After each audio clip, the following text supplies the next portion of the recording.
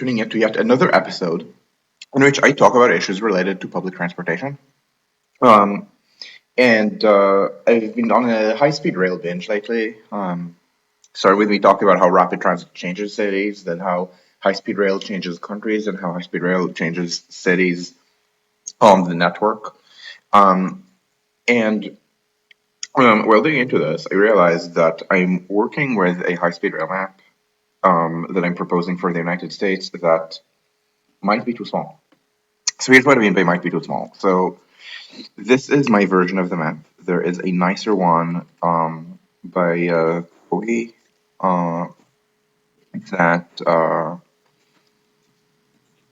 I may or may not spell correctly. Yeah, got it. Um, I so this is a map that is colored. This is a map that I need to make sure you guys can see. Um, it is colored by region. Uh, and essentially it's the same as this map except prettier. I mean, Kogi's version is prettier. Um, where here blue consists of things that I'm skeptical about, or low speed connections. So this is me being skeptical about Nashville to Memphis. New Haven to Springfield is extremely strong, but it would be extremely strong as low speed rail. And the merits of upgrading it to high speed rail are at best dubious. I would argue that they're probably non-existent, just because where are you going to get if this were faster? So essentially, this speeds up New Haven to Springfield, but this is a short section. Um, by far, the biggest benefits are connecting Springfield to New York, and maybe farther down the Northeast corridor. So doing this speed up here is not going to be that much value. It's not part of a longer connection. Essentially, New Haven to Boston is faster this way than this way, even if this is fast. Uh, so this could be kept low speed. Now, I want to add more things to the map, and the reason I want to add more things to the map is that I've been poking around spreadsheets on this, and I do want to caution that the spreadsheets I trust the numbers in the spreadsheet in normal high speed rail range. So I have this similar spreadsheet about the chain constant, and the numbers are correct for, let's say, Tokyo to other places where people ride the train rather than flying. So it like predicts, let's say, Tokyo to Hiroshima correctly, or to Aomori, but it doesn't. But at stuff that's airplane range in I think it's possible my formula is an overprediction. So I don't want to caution that you should not. So something like, I don't know, Boston to Atlanta, it's 1.8 thousand kilometers. It is going to be probably on the order of 7-ish hours. I doubt that that's going to be what uh, ridership is made of. Now, bear in mind, okay, Atlanta. So it would be cell B13. Uh, this says that there are only going to be 580,000 trips in both directions combined between Boston and Atlanta. So that's not a big driving force behind Atlanta's rail ridership. Atlanta's, you can look here, you can look here. The biggest connection is to Charlotte. Then you have New York and Washington. New York and Washington, it might actually get closer to reality. Like New York, it would be probably 5.5 hours. Um, in Japan, people fly that. In France, people might actually be taking the train. Paris to Nice is about 30% of the people take the train there. And it's not 30% of just air rail, it's 30% train. I'm forgetting how much air and also a proportion of people driving. Uh, yeah, so Naven Springfield, it is an electrified extension. Yeah, exactly. The issue is that in the Pacific Northwest, you absolutely cannot do all low speed rail. It's really frustrating. The Pacific Northwest, which I'm going to talk about very little, mostly because I'm going to mostly talk about the main connected component of this. I'm not going to talk about California either. In the Pacific Northwest, the problem is that there just aren't enough people. It's about 9 or 10 million people living on this corridor. You can maybe get to 10, maybe 11 if you stretch it down to Eugene, but that's really a stretch. It looks like kind of the northeast corridor of the West Coast, but it's so much more sparsely populated that the ridership is not going to be amazing. And unfortunately, you can't even save that much money in construction. It's going to be expensive to build. Now the terrain is mountainous, but it's not. But this is a valley. That's fine. The problem is that the urban approaches kind of suck. You can finagle something with Vancouver. I don't actually know what you can import, and I haven't looked. But in Seattle, the northern approach is pretty dreadful. And essentially, you're forced to use the coast line, the legacy line on the coast. The legacy line having quite a lot of freight traffic that BNSF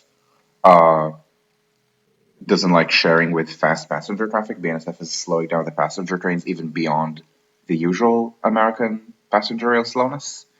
And the you can look. As I said, I'm going to talk about this very little and then move on to the main component of the network, which is the eastern half of the country. So Northeast, Midwest, South. In Seattle, there is a legacy rail connection, but the issue is that so here it's in the tunnel. The right of way is right next to the coast, and look bottom right. So look at the elevation. So it's not easy to climb out of it, and like maybe the last couple kilometers can be slow, but then you're just wending your way on like a wedge between a bunch of cliffs and the coast. Even if you had wave away the BNSF problem, these are not going to be fast tracks. They're going to be medium speed tracks, but these are medium speed tracks where, for example, you need a lot of super elevation to run fast, and that's where you have real conflict with heavy freight rail. And so you can get it to about the speed of a bus. You can't get it to normal to what I think of as low speed rail. But which, I mean, German intercity trains that average like 120, 130 kilometers an hour. I don't really think that this is viable here. You can get 100. You can hit 100. That should not be a problem, I don't think. But 130, I'm skeptical. And essentially, if you can, so essentially, any fast solution would have to carve new right of way, like steal. I mean, unless you're doing lots of tunneling, you need to steal lanes from I-5. Which is still going to be expensive. I mean, forget the politics of it. It's just going to be expensive. I mean, everything up until Everett is world thing. Uh, yeah. So yeah, you can do I-5, and but I-5 is not easy. Is the problem. Um, I mean, I'm not saying it's California high-speed rail costs, which are just insanely high, but it is money. Let's call it the cost per kilometer of German high-speed trains, maybe. Whereas in the Midwest, you can be French or even sub-French. In the South, probably also French. The terrain east of the Rockies is so much nicer. I mean, you have Appalachians, but essentially there's one place where you need to cross the mid-tunnel, and that's it. Maybe two if you count Atlanta and Chattanooga. So so anyway, we're on the main component, and the main thing that I realized after running the numbers here is that the blue if it is connected to the network, that is to say, Memphis to Nashville is not actually down. So let's specifically look at what this tells us, what the spreadsheet tells us about Memphis. And if you're wondering what the spreadsheet says, the spreadsheet is just a gravity model trained on Shinkansen, mostly trained on Shinkansen ridership to Tokyo. You can vaguely compare it with French ridership. It's not going to be as precise, but French ridership, I think, overperforms this a little bit. So you can still go late editions that I did. So this includes things that weren't even on the original map at all. So Grand Rapids, which we're going to talk about in a sec. So this would come out like this. Then Memphis. Then the Atlanta to Florida section. which is up until here. Then Norfolk, then Hampton Roads, which I've forgotten, only added at the end. And then to Kansas City, which is not even blue on this map, and we're going to add it. And then Atlanta to Birmingham, distinct city from Birmingham. And so let's go in order. So Memphis is already in blue, so let's see. Map says, by the way, cell 69 is just a measure of the centrality of the city to the network. So places very far out, like Florida is going to have low numbers, or Kansas City, which is just connected to St. Louis right now. St. Louis itself is not very high. The Minneapolis is kind of the northern end. The high numbers are going to be places that are very central to the network, often nodes. So Cincinnati is higher, maybe. Upstate New York is really high just because it's in a good connection with Toronto, New York, Boston, maybe the Midwest. This is essentially just ridership divided by city size. Ridership not quite per capita because we have this 0.8 exponent, but so the actual ridership is here. So 7.5 million. Yeah, Road 61 is per capita, where the capita is discounted by an exponent of 0.8 because that's how the model works. The 0.8 is empirical. There's no good theoretical reason for it. You can kind of get it if you so this is a model based on very large metropolitan areas. In American terms, it's called combined statistical area. And instead of the way that professionals do it is they break down the metro area into tiny sections. So here, for example, there's a line that is New York, and this is population, which is 22 million. So the 22 million consists of areas that are okay. Maybe they go as far east as the eastern tip of Long Island, northeast is New Haven, as far north as past Poughkeepsie, because Dutchess County is in the combined statistical area. Actually, Kingston is in the combined metropolitan area. So as far north as Kingston, which is basically the Catskills. As far northwest as the Delaware Water Gap region, and as far southwest and south as Trenton and the Jersey Shore. This does complicate the analysis, and that does complicate the analysis to break all these two little things. So maybe you can break into metropolitan divisions of the city, Long Island, Westchester, and so on. But usually it goes in smaller. I think I saw what the SNCF model did once, 15 years, maybe not 15, 13 years ago, and that might have been, I think that would have been maybe low double digits number of zones for a metropolitan area the size of New York. So maybe Manhattan, each borough or something, and then like region, and then the Jersey Shore, interior Jersey Shore, things like that. And then you compute the connectivity by the entire public transport network, or if there's car interface, which there would, for example, be from Long Island. Long Islanders aren't going to be able to park at Penn Station, right? There's no parking. I mean, they could park at an LIRR station, then take LIRR to Penn Station, and then Penn Station to their interstate destination. But the and it turns out that it's mostly just consistent with using the 0.8 exponent because because in the region as large as New York, places like well, not a lot of people live on Long Island. Not many people go to. Not a lot of people live in the eastern tip of Long Island, and not a lot of people go there.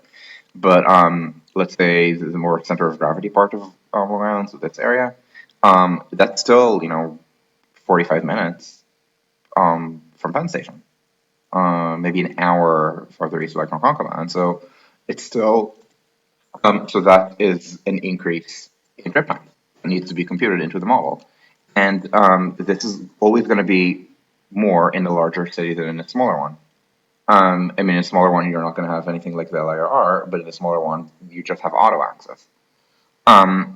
And so this is what kind of motivates the 0.8 exponent. The other issue is that some of these subzones would even be on the line. New Haven, for example, would not would has an intercity train station, and should keep that. I mean, it's going to be incredibly difficult to bypass New Haven.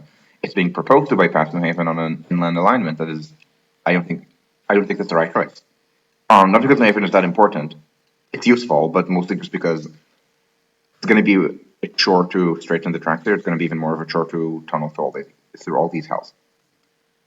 Uh, so that's the motivation for the model. Ridership decays to the square root that is empirically observed.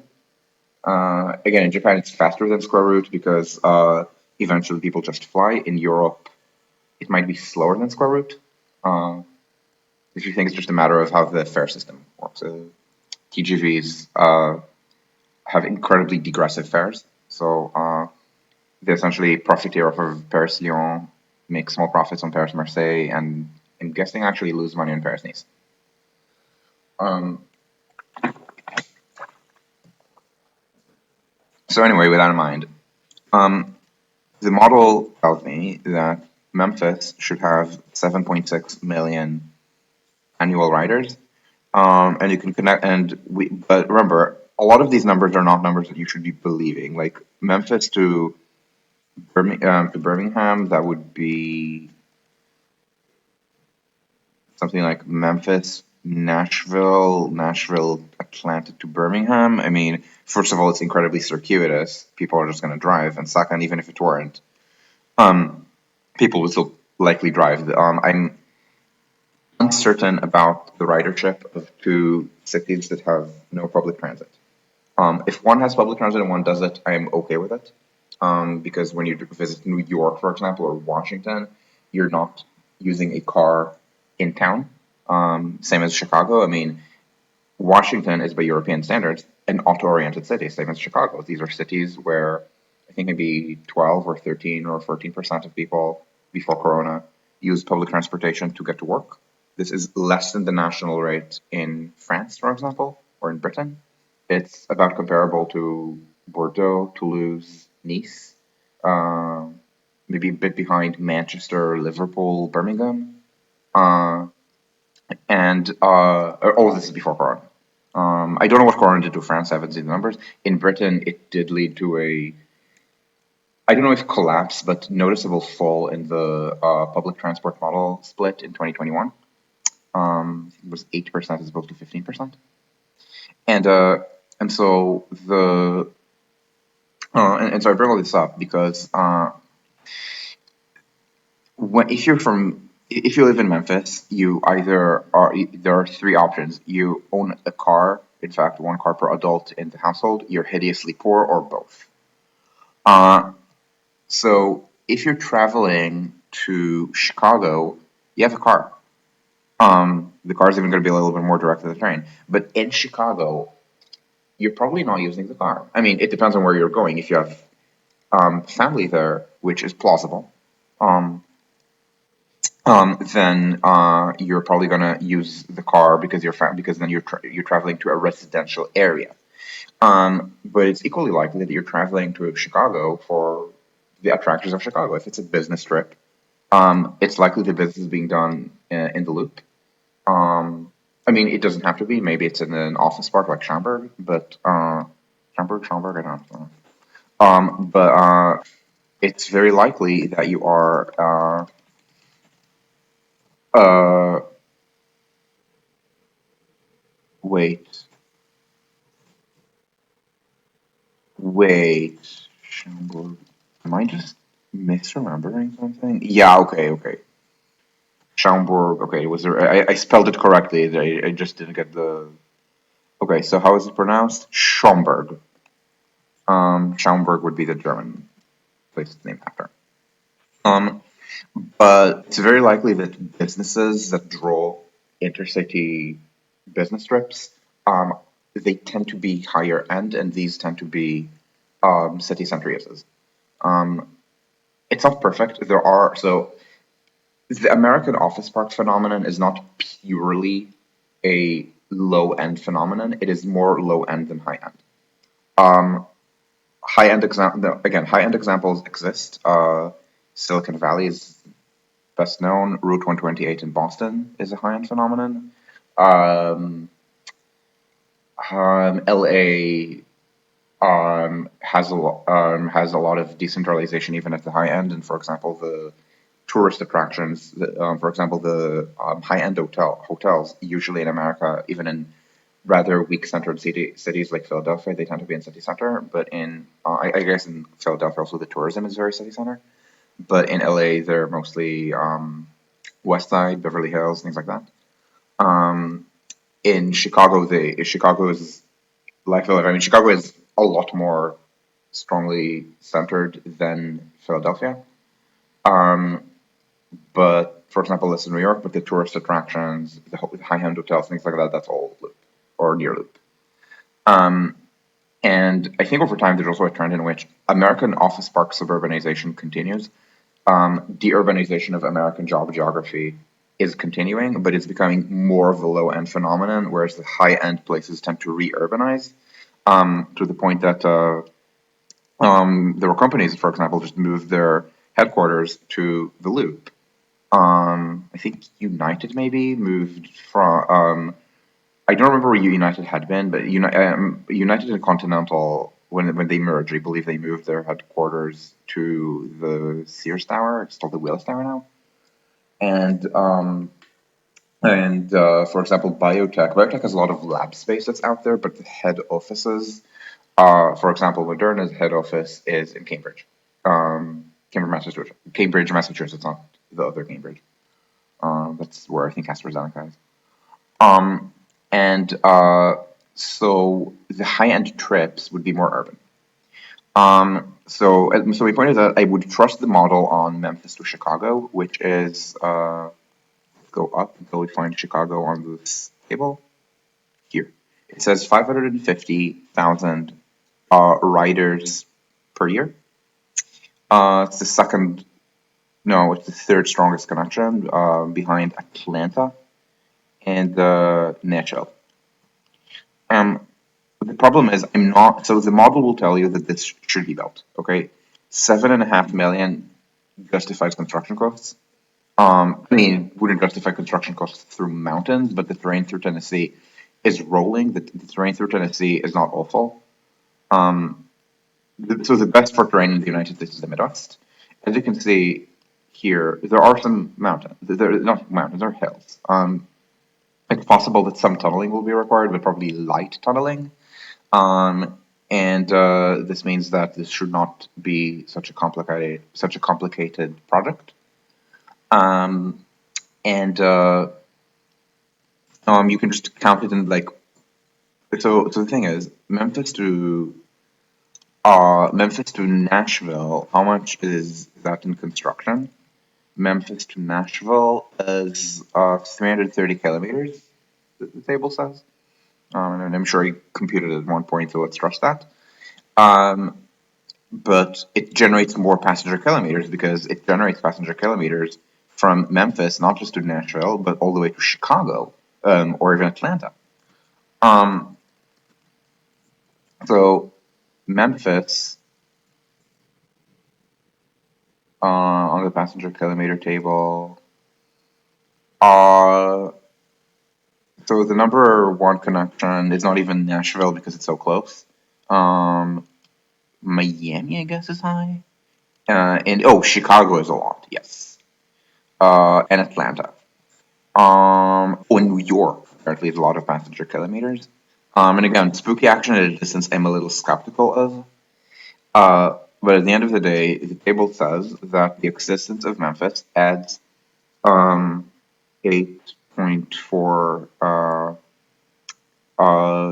billion passenger kilometers, just because Memphis is kind of far, so 7.5 million riders turn into a lot of passenger kilometers. Um, and The upshot is that wait, something is weird. No, it's not weird. I just forgot the distance between Nashville and Atlanta. I'm sorry.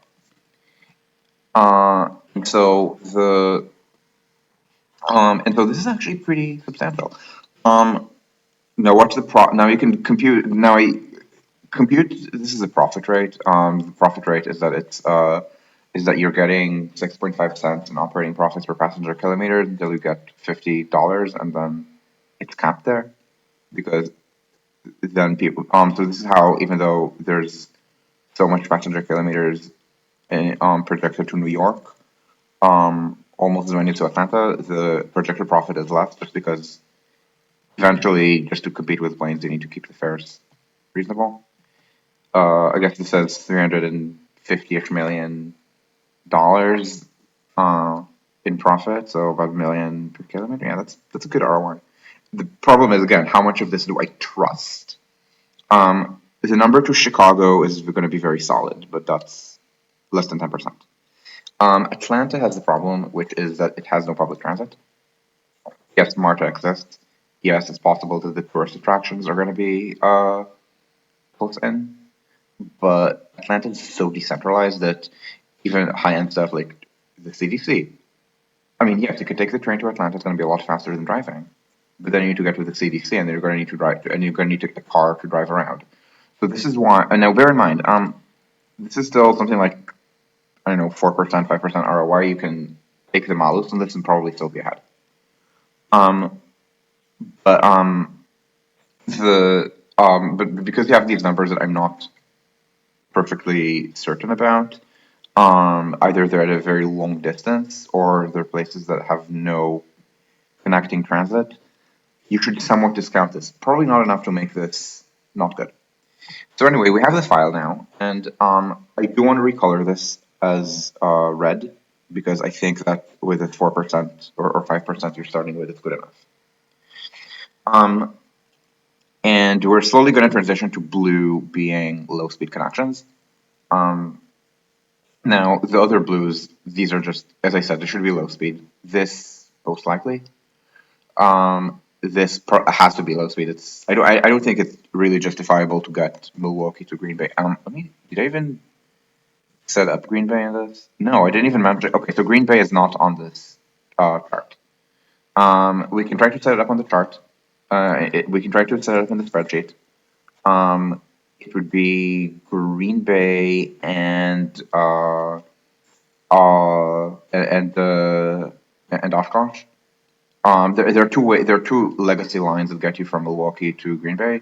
One is via Oshkosh and Appleton. One is via Sheboygan.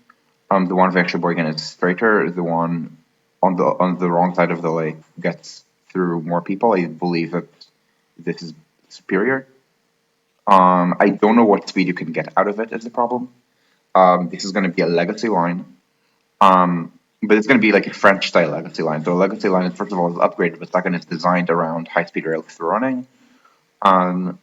So let's keep that. And remember that there's Metcalfe's law. Metcalfe's law, every node makes the entire network stronger. This is probably not going to make the rest of the network much stronger, so we don't need to add this right now.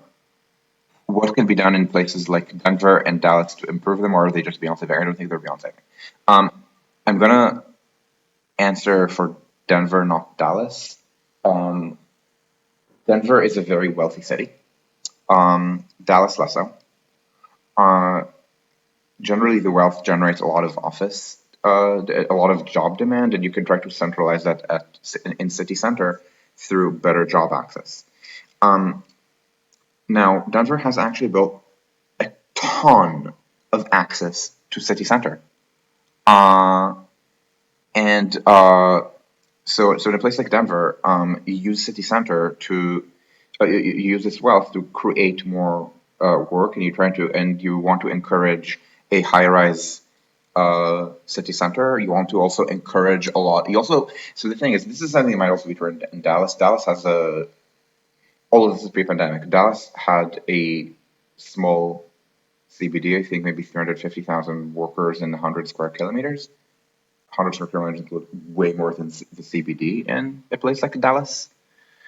We might actually get to Dallas, Memphis. I haven't pre-computed these, so this might actually pan out. I'm not sure. And Denver knows that I'm talking about sprawl repair, and I'm talking about public transit, not intercity rail. Denver Denver's not a place where you're going to get intercity rail. I'm sorry. I know that there are people who fantasize about a nationally connected network, but please invest in places that can actually work, which again are not exclusively high speed rail. There's this flimmer going on Twitter where there was a supposed by Matt Iglesias that I have needed to blog about for a couple days. This one, Amtrak should build a good train. I'm pretty sure I've seen more people flame him for uh, complaining correctly that Amtrak wants to add like a few trains that run once or twice or three times a day to random places like Duluth or Des Moines. Uh, I'm pretty sure people have yelled at him over this more than over the fact that he uh, keeps approvingly quoting Jesse Singal and his opposition to teenage transition and his what constant whataboutism and jacking off like with a Q, JAQing off, about anything related to trans rights. Um, Let me see if it's here, and let me also see if I'm getting the syntax correctly. Yeah, yeah, jacking off. Um, no, seriously, like this is the good math, not the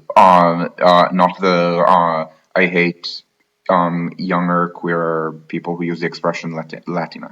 Latinx, I don't even know how it's pronounced. Um, yeah, Tucson, El Paso, San Antonio, forget about it. No. I mean, yeah, Amtrak runs a train there, but it's a train that exists. It's the equivalent of the Golden Palace. You build it because you can afford to waste money. It is not important to the network. Um, and now a bigger Amtrak can like keep some golden palaces, but you should never think about the golden palaces as an investment plan. These are golden palaces. These are bullshit consumption that exists mostly out of nostalgia. Um, Plus the plus the old rail foamer who actually does like riding trains over 2 nights. Um, these exist here too. I mean, there used to be trains between Nice and Moskva. Or trains between Rotterdam and Moskva. We mentioned something that the court was mentioning just as we started to record. And get closer to Denver. Yeah, yeah, we're going to talk about this in a sec. Yes. Next strategic concept. I'm just going to point out that there's a lot of flammering about this, but essentially the plan is always you start with the Northeast corridor and then you build to where you can. Uh, the map's not going to look like this. Bear in mind, you're not going to just build high-speed trains. We're going to get also to low-speed trains that are not just high-speed rail, that are not just high-speed rail feeders and are not just high-speed rail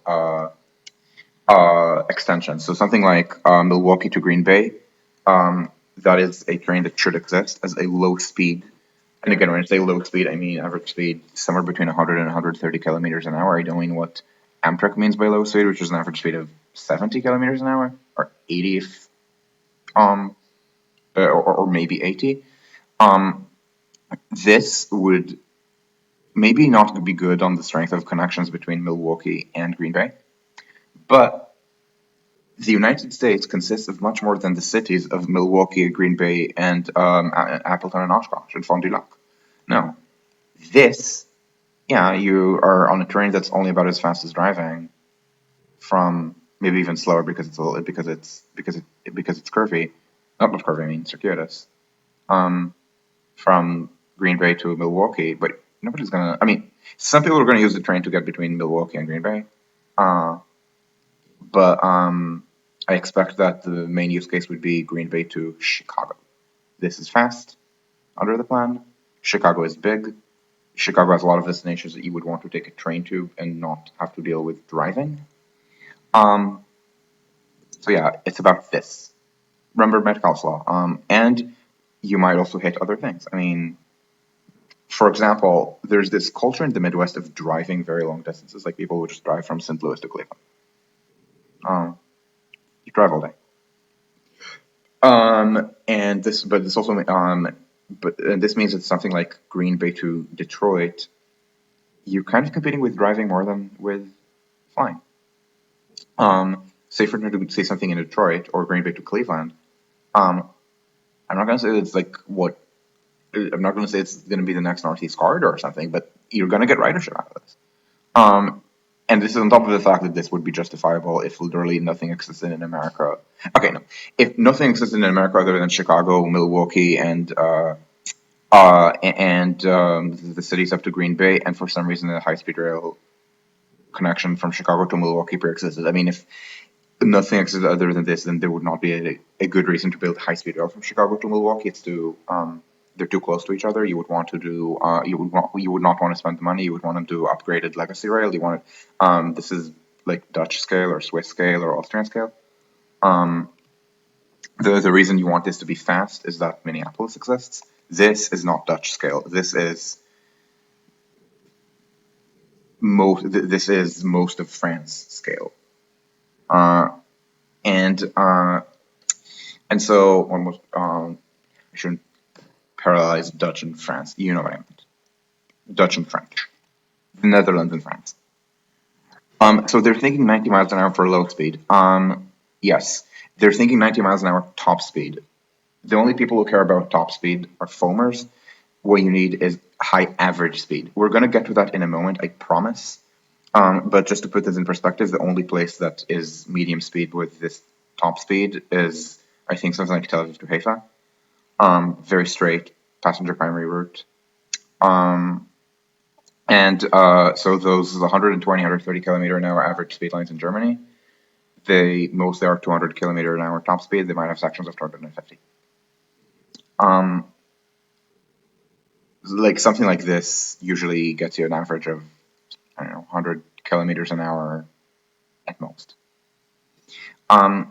So anyway, the let's not talk about my life anymore. Um, so anyway, so this is an example of a low speed connection. Again, I'm not going to put it in the spreadsheet because I'm that convinced. Now let's look at St. Louis to Kansas City, which is not even blue on this map. I thought it was that weak, and I think it might actually be stronger than Memphis. So this would be Columbia and Kansas City. Columbia is secondary to this. This says it's 400 something. This says these combined are $450 million in annual profit that is generated by the existence of these cities. Actually, a little bit less because you need to because this gets double counted, but this is 3 out of 458, so 450 either way when you round. How much you need to build for this? It's Kansas City to St. Louis, 410. So again, it's $1 million a kilometer in annual operating revenue. And this, so Missouri has bluffs. Missouri is Midwest, but Missouri is, and by the way, this is 380. I'm pretty sure I got to 410 by just because it's not going to be direct. But anyway, there are bluffs, so it's not the easiest place to build. Like the easiest, so where something like Chicago to Detroit and Chicago to Cleveland, that's just trivially easy to build. Chicago to Indianapolis. I mean, you're starting to see bluffs at Cincinnati. Chicago to St. Louis is trivially easy to build. It would be easier to build if they could just arrogate if whoever runs the passenger trains, Amtrak or whoever, could arrogate a legacy line. Although even then, you probably still want to swerve around cities to avoid dealing with grade crossings. But Chicago to St. Louis could be fast today. It's just there's so much surplus extraction by Union Pacific that all of the public money that's being spent on it leaks to just Union Pacific getting more infrastructure and then either barely speeding up the passenger trains or not at all. This is probably the biggest reason to be down on a low speed rail centric vision for the United States. There's just going to be too much surplus extraction. Whereas high speed rail in California high speed rail had a million problems. Surplus extraction by freight railways was not among. Now you do need to know that you should not build in literal rights of way most likely unless they're already grade separated. So people talk about things like Chicago, like there's a railway like this, like through Bloomington and Springfield, which is what I am assuming. There's another option, which is to go not as directly, but there are railways for that too, going via Champagne. I think it's about the same number of people, maybe, but the university is the bigger trip generator. Um, this Chicago, Champaign, Springfield looks less direct than Chicago, Bloomington, Springfield, but Pythagoras smiles upon you. Like you do this, and it just so happens where they drew Bloomington is on the way. This is said to be 286, and if you add a node in Champaign, it's 326. So it's 40 It's just 40 kilometers extra. I'm not saying it's justifiable. My spreadsheet assume it's not being built like this, but it's something that should be studied. In fact, it is studied. That said, by the way, Bloomington is closer to Peoria. Peoria is probably just going to be people driving to Bloomington or something. Um, Although honestly, I can even see detouring the other way via Peoria. I don't know. Maybe that should be studied as well. Anyway, the point is that St. Louis to Kansas City is not trivial to build, but it's not hard to build. Um, and the construction cost, I'm assuming, is something like 20. Yeah, exactly. You want to do self-contained high-speed rail, where the only legacy track you're using is the city approaches. You really need the urban approaches. That's the advantage of conventional high-speed rail over, let's say, high-speed rail by a different track gauge, like in Japan or in Taiwan, which are narrow gauge country, or like India, which is a broad gauge country, which absolutely should be using um, legacy rail terminals, legacy rail, not just terminal, legacy rail approaches on broad gauge, just as Russia, as a broad gauge country, uses broad gauge high speed rail. However, India hates itself and therefore let Japan build a turnkey system. Japan got burned by minor differences in technical standards between Shinkansen and Taiwan. Essentially, Taiwan, instead of vendor locking itself to Japan, built a system that works with either Japanese or European tech. Japan felt burned and therefore wants to vendor lock everyone to its own tech, which means standard gauge in India, and also not just that, but also the trains are going to be Shinkansen size. They're 5 abreast, wide by standard gauge, uh, but wide by standard gauge standards. But actually, Indian trains are about a foot wider than that, and they're 6 abreast on the commuter trains, and the commuter trains are all that's relevant because that's where the urban approaches are going to be. Which standard gauge line is France building? Because the line between Ahmedabad, Surat, and Mumbai is Japan. With a lot of, I mean, I could do an entire rant about how um, Japanese investment specifically subtracts value from a lot of the. A regional. Yeah. India has decided that broad gauge is icky, standard gauge is nice. The fact that the commuter trains are used by working class Indians and the standard gauge stuff is newer and overpriced. It's like how American commuter rail is classist. It's basically transit apartheid, where in New York you have the Long Island Railroad for the rich and the buses for the poor, the subways for everyone. And so if you're trying to connect between, let's say, parts of Queens and parts of rich parts of Long Island that employ service workers, the rich people on Long Island are going to when they travel west, they're going to take the LIRR, the fast, expensive, infrequent LIRR to their Manhattan jobs, and soon they could also take it to their Long Island City jobs. And and then the trains go back east empty in the morning rush hour, or they just park at Penn Station, which is even worse. Meanwhile, the working class within central and eastern Queens, instead of being able to take the LIRR back to the jobs in the same suburbs, because the LIRR is overpriced, they take very slow buses, like the Long Island buses. It's literal transit apartheid, with the colorism that you would expect, given just Long Island demographics. And in India, the transit apartheid is inverted. Commuter trains are for the poor, metros are for the rich. There's no fair integration. The Delhi metro has okay ridership, but it is kind of disappointing by the standard of a megacity that large with such an expansive system because it is unaffordable to poorer people, and this is something that the Indian middle class likes. Um, LA's case? Oh, you mean Los Angeles' case? Los Angeles doesn't. No, Los Angeles is transit apartheid.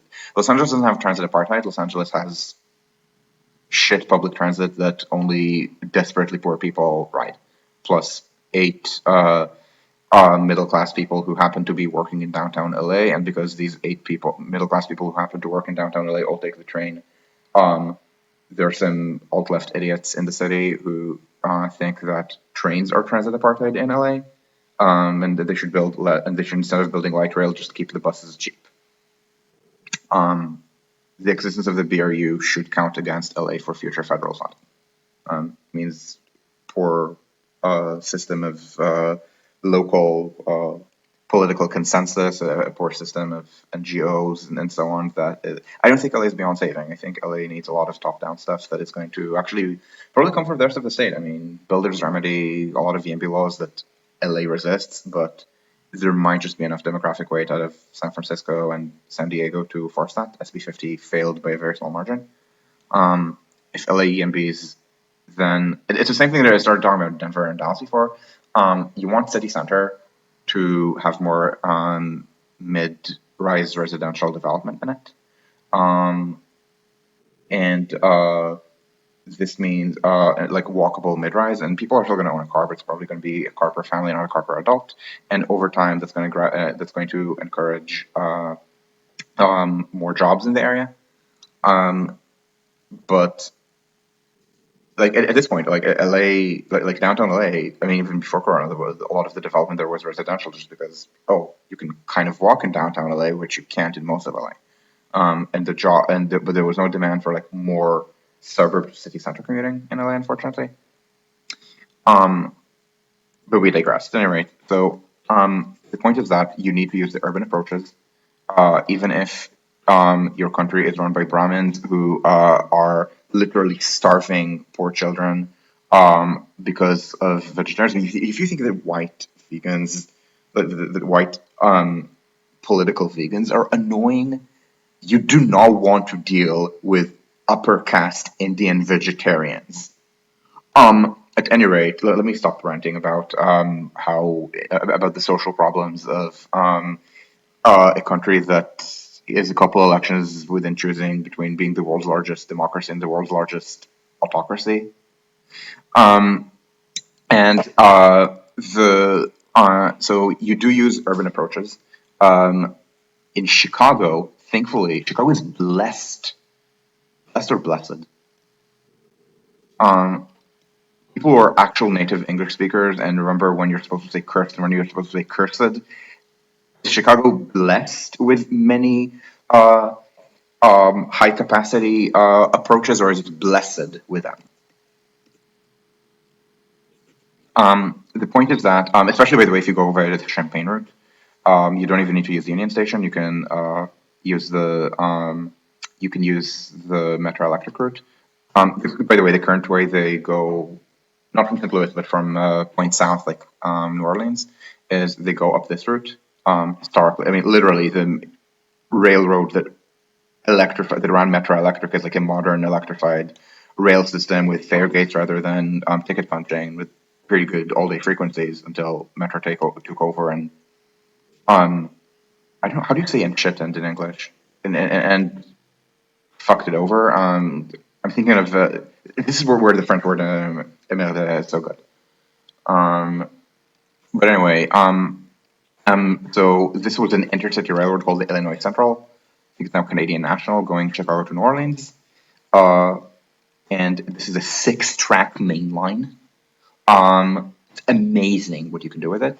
Amtrak uses it to get to New Orleans, but the problem is Amtrak likes consolidating its operations out of one intercity terminal rather than using legacy ones, as in, for example, Paris. By the way, or in London. By the way, Amtrak is correct on this.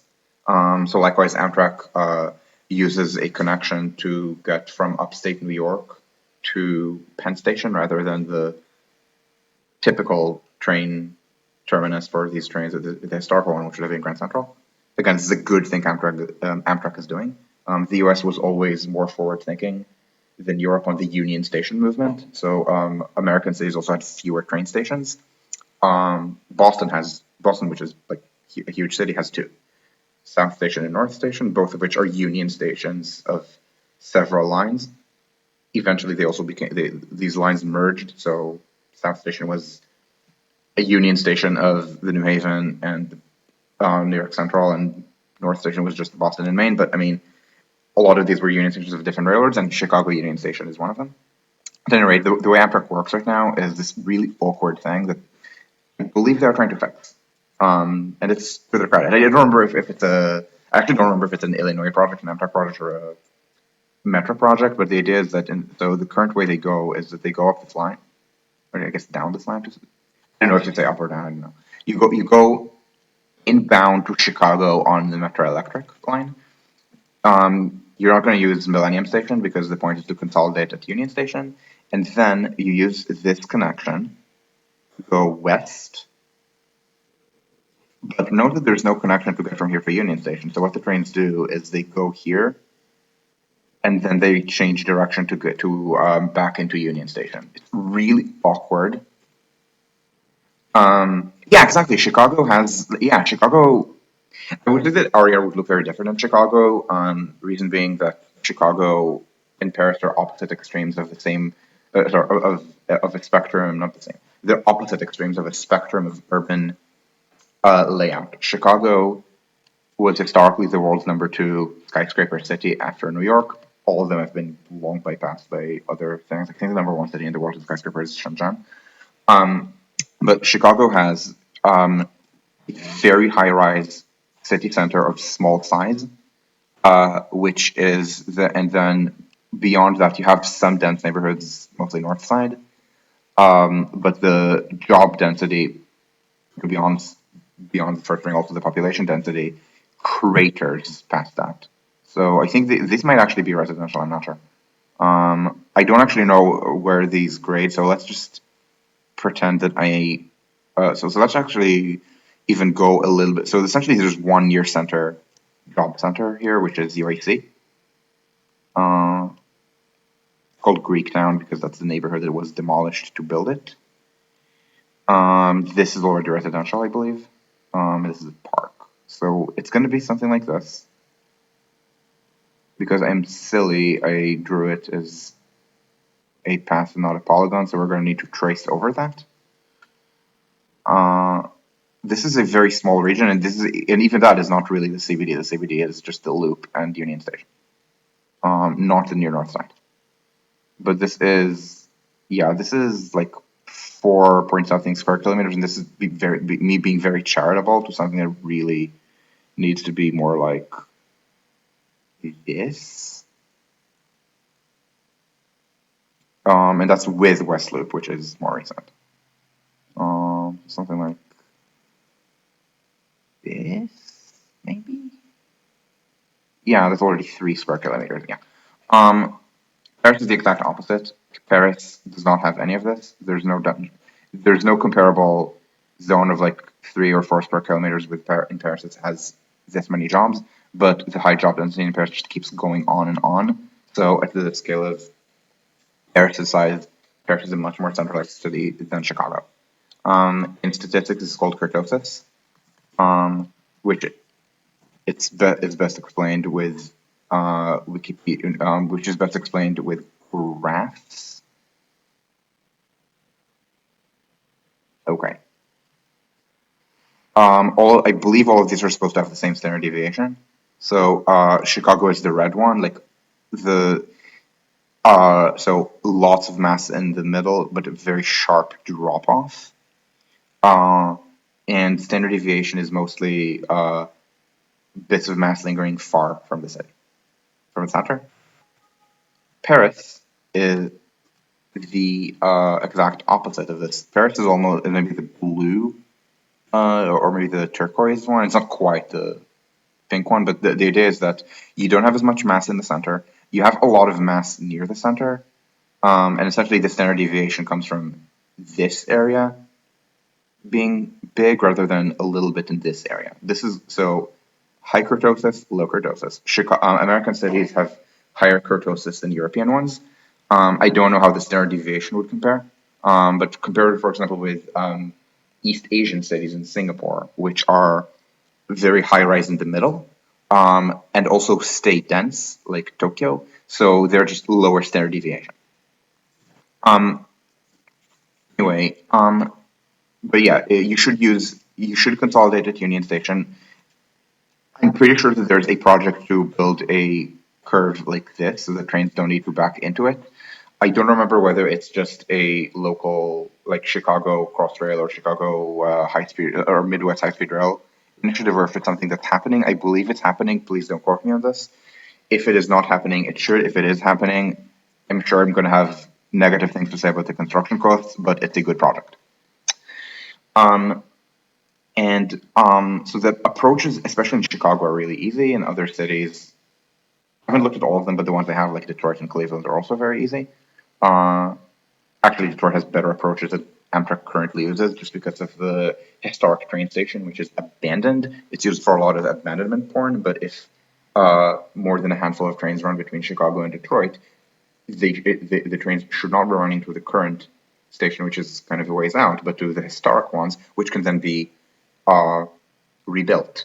It's a fantasy of Detroit to rebuild. I mean, I mentioned this last video that there's a lot of moralization in the United States of its industrial history.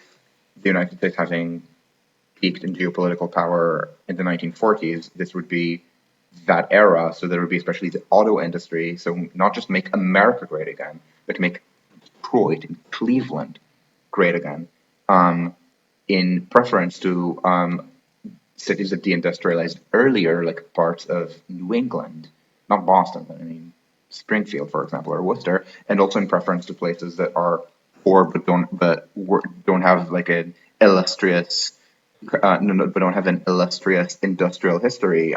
Quite a lot of Sunbelt places are very poor. But at any rate, so the point is that the approaches are not hard, but yeah, everything else should be self-contained on the high-speed line. I promise we're going to talk about low speed lines. I'm justifying to you St. Louis to uh, Kansas City on grounds of pure profit, or not pure profit. It's pure profit plus implied social benefits. The chart is not like financially complex. The not chart, the spreadsheet just. I mean, you could just assume that benefits. I don't know if you're into rationalism, then utils or something. Scale with passenger kilometers up until the point where you're hitting about 700 something passenger kilometers, about 700 passenger kilometers, and then they are flat per passenger. And then it's just a matter of ratios.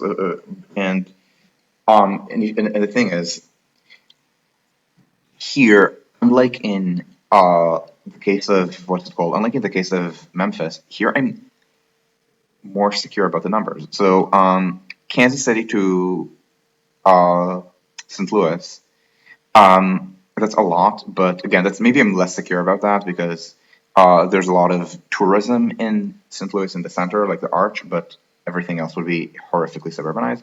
But Chicago is actually a bigger share of the profit. It's almost 20% counting Columbia. Um, and that is something. Don't show this message again, please. And then it's really useful because the numbers to Chicago from the rest of the Midwest are by far the most certain.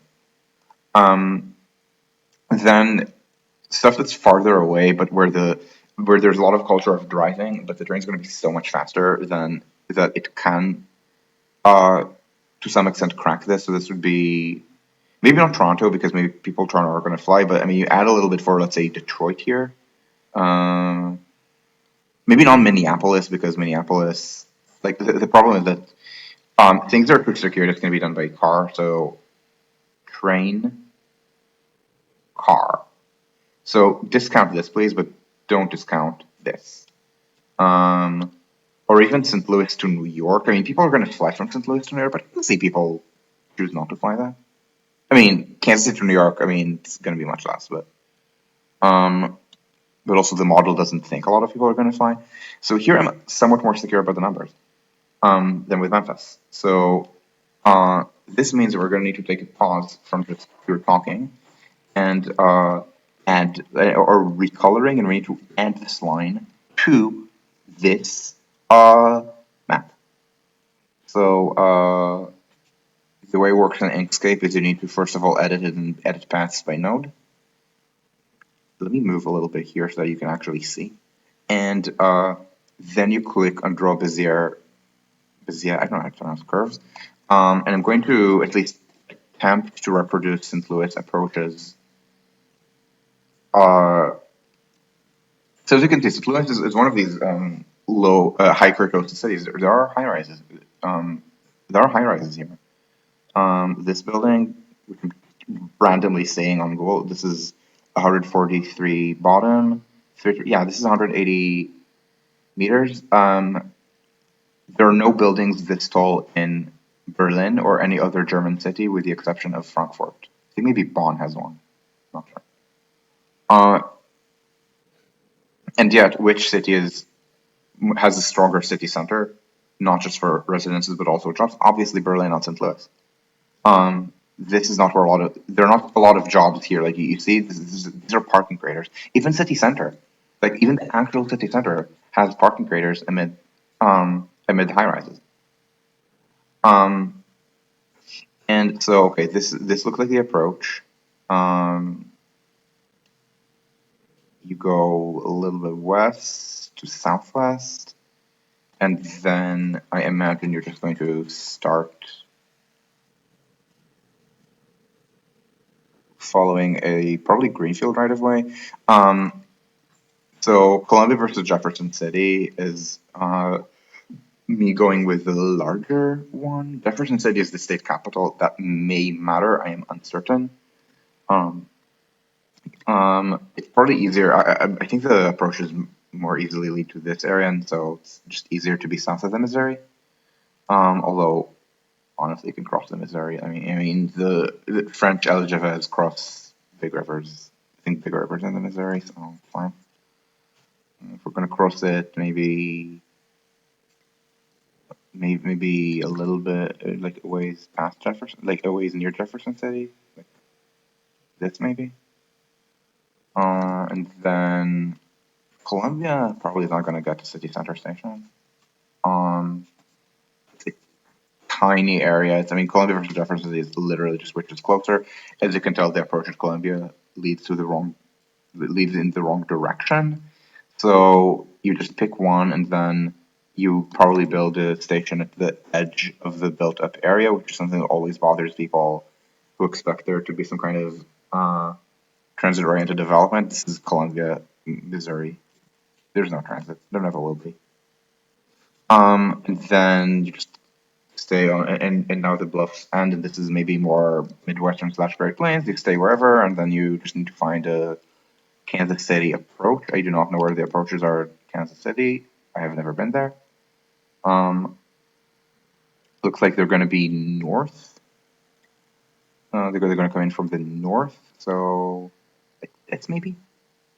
Yeah. Okay. So find the correct bends because I want to make this map geographically accurate as can be given. Okay, it's telling me. Okay, Liberty is here, so you're going to be a little bit south of Liberty, and you're going to. And at this point, I guess we're back to being south of the Missouri. It's going to be like this. Okay.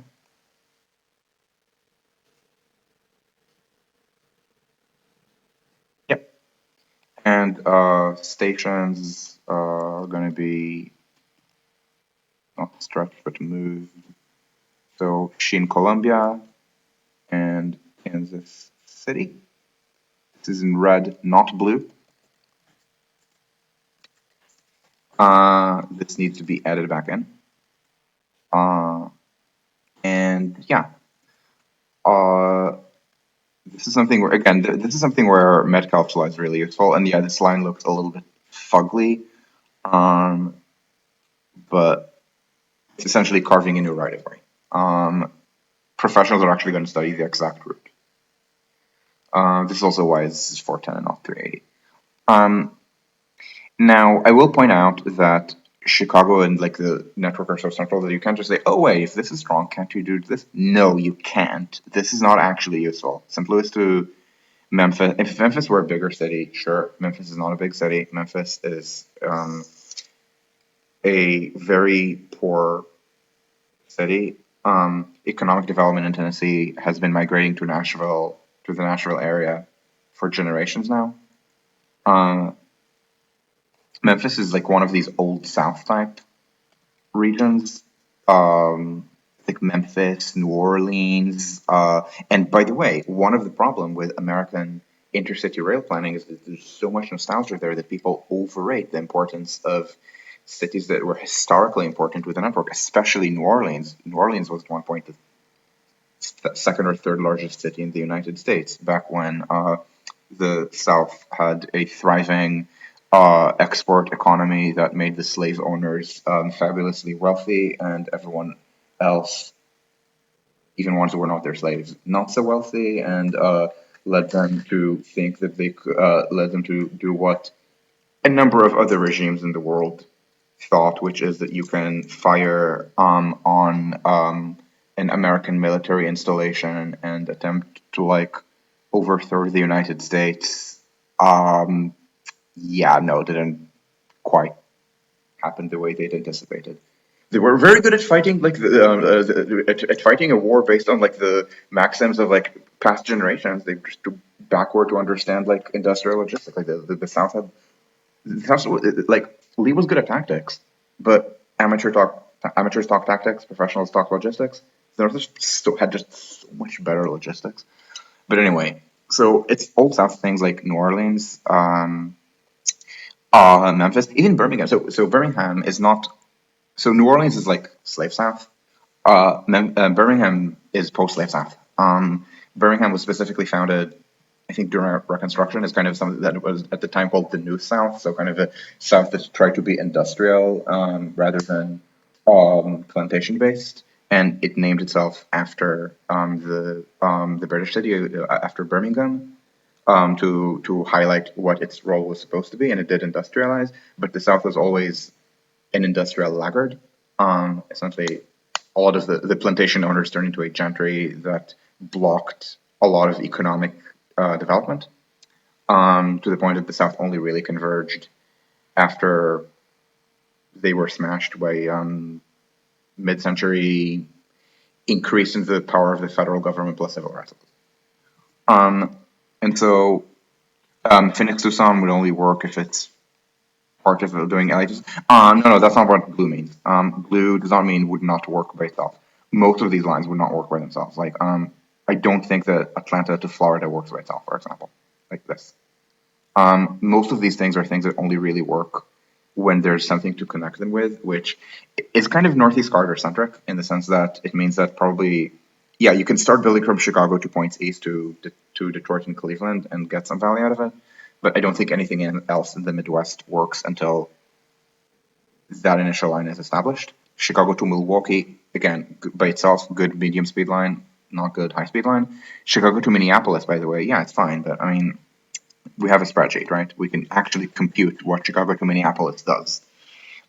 Minneapolis, um, so this is about a billion in annual profit on something like 700 or 600 kilometers of construction, which is fine. It's good value. It's a good return on investment. But let's see how little of that just comes internally to the line. So Minneapolis, Mayo Clinic, that's Rochester. You can go via Eau Claire instead of Rochester, but they're comparable in size. Rochester, like not the New York Rochester, Rochester, Minnesota probably generates more traffic, and a lot of it is Mayo Clinic related. Um, and so just look, just the internal line itself would be Minneapolis to Mayo Clinic, which is very little, um, to Madison, Milwaukee, and then the other internal things, which are very little, and it's really just connecting these with Chicago. Where is Chicago? Here is Chicago. Chicago is the dominant, it's the largest part of the value, but this is only about a quarter as high as the sum of this. Only a quarter. So note, only a quarter of the expected profit. More and less than a quarter just because of the cap of passenger kilometers generated by building high-speed rail between Milwaukee and Madison, Milwaukee, not Madison, Milwaukee and Minneapolis come from trips that are internal to the Chicago to Minneapolis section. Everything else is farther out. Again, some of these are things that I would not fully trust. I mean, Minneapolis to New York is a thing, and this is something that would be 8 hours, maybe more. Um, I mean, it's also not a lot, but it's a lot of it's cobbling together a lot of small things where I'm a little bit uncertain. Now this was never blue. The Chicago to Minneapolis line was always red. Like, I mean, it's me being a little bit uncertain. But first of all, Minneapolis, like the direction of Minneapolis is such it's not going to be circular. I mean, yeah, Minneapolis to St. Louis is, but Minneapolis to Detroit to Cleveland, um, to Indianapolis, Cincinnati, is not Toronto. Um, it's just a question of how much you believe the model in competition with air. Wait a minute, or getting to places that have no connecting transit. Um, but um, but again, I mean, even if you take a mallet on this, it's a mallet. I mean, remember, this is 1.1 billion in operating revenue on what is Minneapolis to Milwaukee? Uh, 570. Yeah, I mean, at some point, like at some point when you're dealing with an in theory financial return of investment of like 8% or something like that, maybe 7 or 8%. At some point, the mouse is not going to make this um, unviable. Remember, you need about 2% financial ROI to justify this. This is government investment.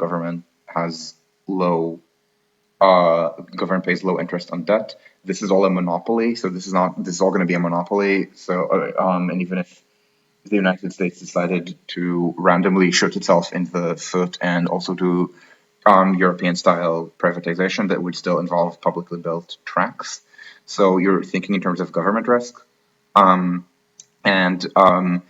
Now I will say that when you're starting to include social benefits, that's when you maybe should not just look at debt interest and look at normal ROI, where you usually need 4 or 5%. But the thing is, and this is why I think the financial analysis is so good, um, the social benefits, the economic as opposed to financial benefits, the environmental benefits of high speed rail, all of them are real.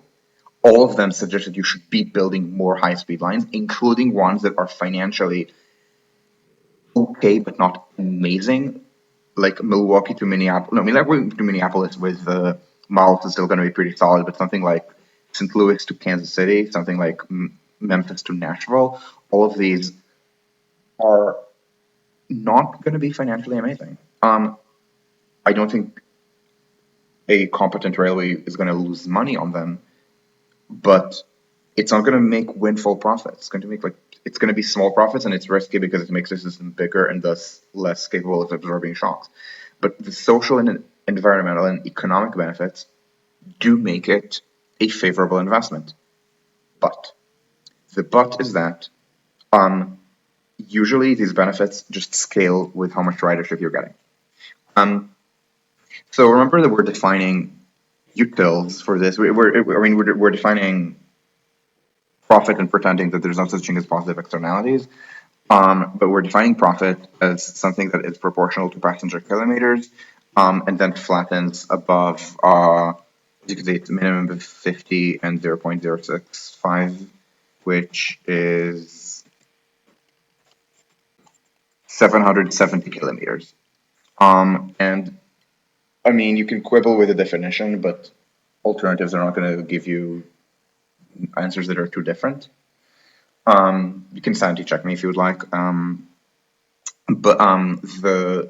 the point is that what is the environmental benefit of high speed rail? Okay, the environmental benefit of high speed rail over nothing is nothing. The environmental benefit of high speed rail is that it displaces car trips and airplane trips. Um, and the environmental benefit and the social benefit of high speed rail is better connectivity. What is better connectivity? It means people can actually take trips. Economic benefits, same things. same thing. Usually you include consumer surplus because even if you're as asshole-ish as SNCF, you can't fully extract consumer surplus. Consumer surplus is a social benefit. It's a little bit distasteful sometimes in analysis because it's essentially the government is subsidizing the riders, but you don't need that to be above water for social benefits. There are positive externalities for like economic benefits, but all of these are about people actually riding the trains. They're all about people being capable of riding the trains, and therefore it's really just a matter of how much ridership you're generating, and ridership on intercity rail is always passenger kilometers, not passengers. And so um, the analysis again, if you think it's too neoliberal, okay, then look at the social benefits, but the social benefits scale with the financial ones, and you probably need to discount them more because other investments that compete with this for public funds also have social benefits. So you probably need to beat a based ROI of not 2% but 4 or 5%. So essentially you're back where you started. Just 2% financial is a good it's a good I think yardstick to use. So anyway, we added this and we added this. We also need to add Grand Rapids. Now the thing is, I don't know if we need to add Grand Rapids as fast or slow. Now there's no way we can be able to zoom in because this is a static PNG that I downloaded at a certain what's it called, zoom level from OpenStreetMaps. It's not going to show. It's not going to depict the railways. Now there are a bunch of questions of how you're going to get to Kalamazoo and Grand Rapids, and this is where remember how I promised I'm going to get to low speed rail and not just high speed rail. About an hour, like an hour and a half ago, like an hour 10, an hour 15 ago. That is the point where I'm getting to low speed rail because Michigan specifically is a city. Sorry, Michigan is not a city. Michigan is a state that would benefit from this, I think, more than anywhere else in the Midwest. Because let's look at the Midwest for a moment, and let's just look at the map that we've drawn right now, okay? And pretend that there might even be a red line up to Grand Rapids from here. It's not going to change the answer. So I say Midwest because the Northeast is the best place in America for low speed rail. The low speed rail is not going to be Northeast Corridor because that should be high speed rail. Low speed rail is going to be stuff like that does exist on some regional maps that I drew for New England and upstate New York for things like Boston to Portland, Boston to Concord, Boston to Cape Cod. Much of this is going to be run as like urban commuter rail extensions or regional rail, but Boston to Portland, I mean, it can be run as regional rail in the same way that New York to New Haven is today, or Berlin to Magdeburg, but it is intercity rail.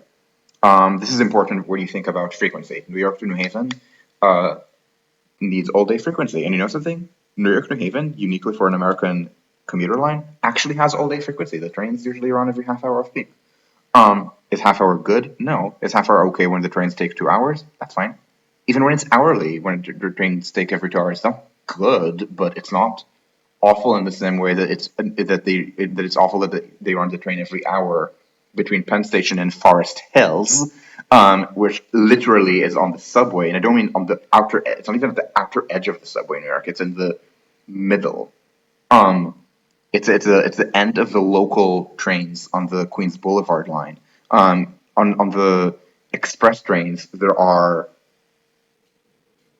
3 or 4 stops on the F train between Forest Hills and Manhattan, depending on whether you mean Manhattan Borough, which would be Roosevelt Island, or Manhattan Island. And right next to that subway station where I complain all the time about 12-minute frequencies on the F train, the commuter trains, I think, used to run once an hour before the pandemic. It's awful, but at the distance of New Haven, hourly is merely annoying, and half hourly is not even that bad. So again, it would be stuff like that. Springfield to Greenfield.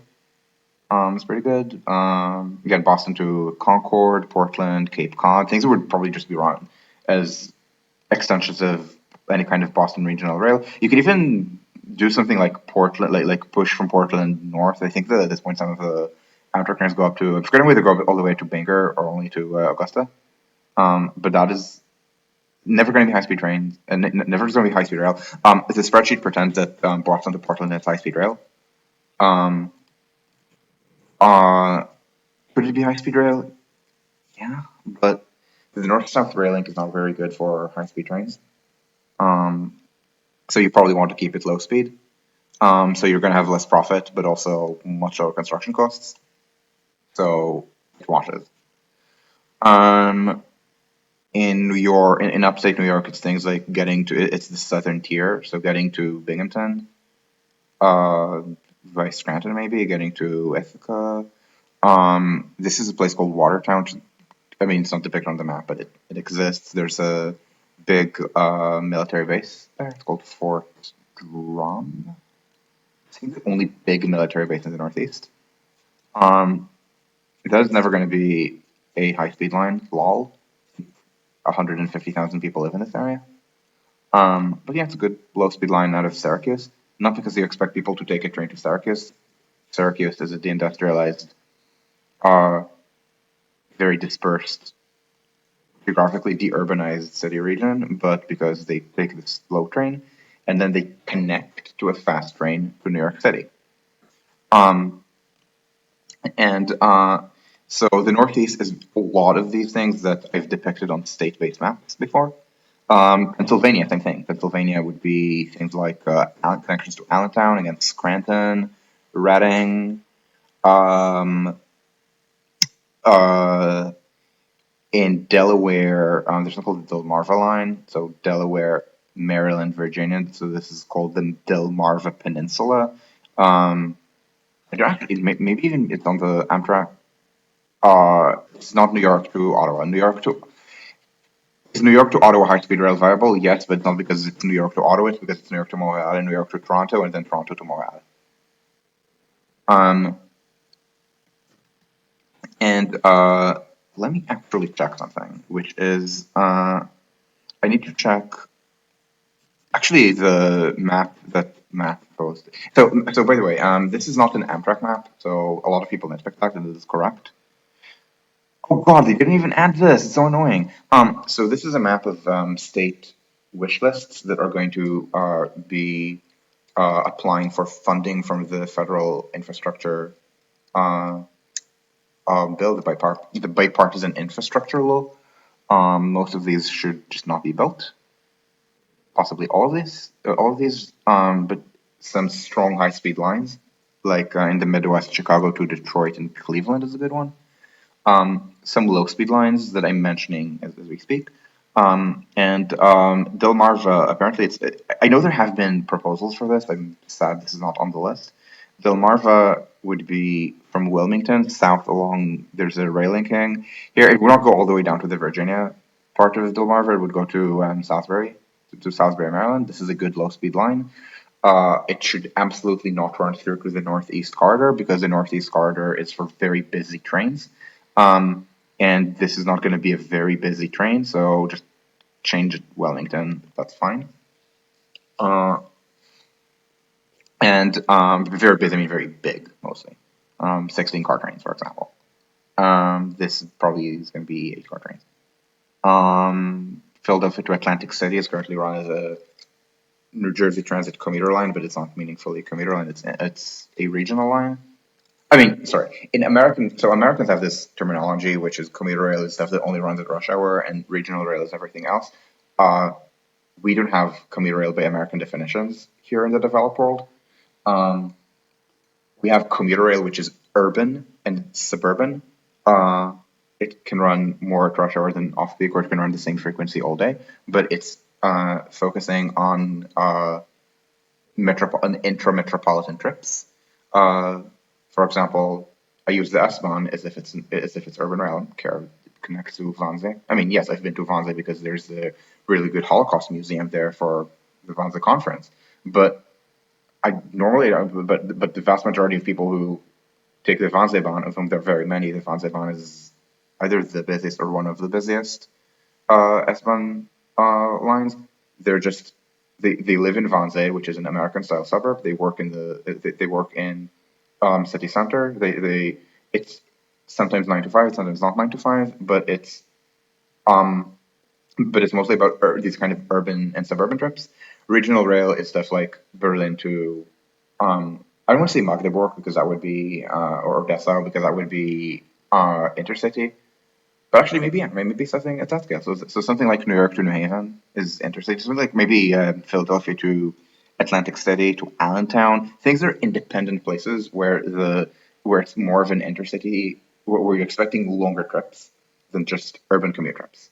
If it's longer trips, the trains can run hourly or half hourly, and that's fine. I mean, hourly is probably not good for the Northeast, but half hourly, and that's fine. If you're trying to run SEPTA branches half hourly, you, please just don't. SEPTA branches are planned to be buffed to every 15 minutes with the understanding that they need urban and not regional frequency. So this is what I mean when I'm saying this should be a regional line or like a low speed regional line as opposed to commuter or high speed. Um, so when does the US connect with the Mexican one? How about Mexico start building something because CDMX to Guadalajara or I don't know if CDMX to Monterrey is the best to start with, but I mean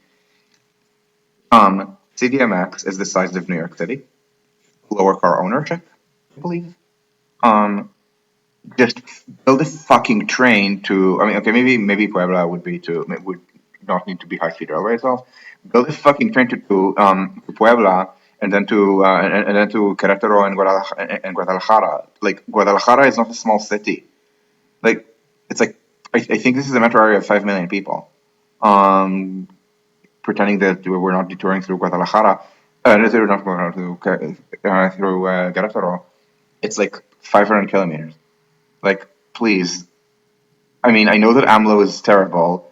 AMLO is termed out. Mexico has this really nice feature, which is term limits. You only get like, a terrible leader only gets to be a terrible leader for 6 years, um, as opposed to how long has Mark Rutte been screwing over the Netherlands?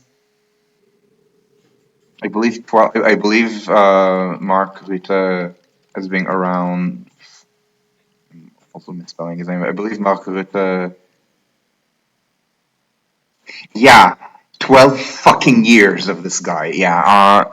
I mean, I'm not saying he's as bad as Anglo. Like, there's a lot worse stuff out there than VVD, but still. Um. Anyway, so when do you connect to Mexico? Yeah, here they're saying that should connect to Monterrey. I can see that, to be honest.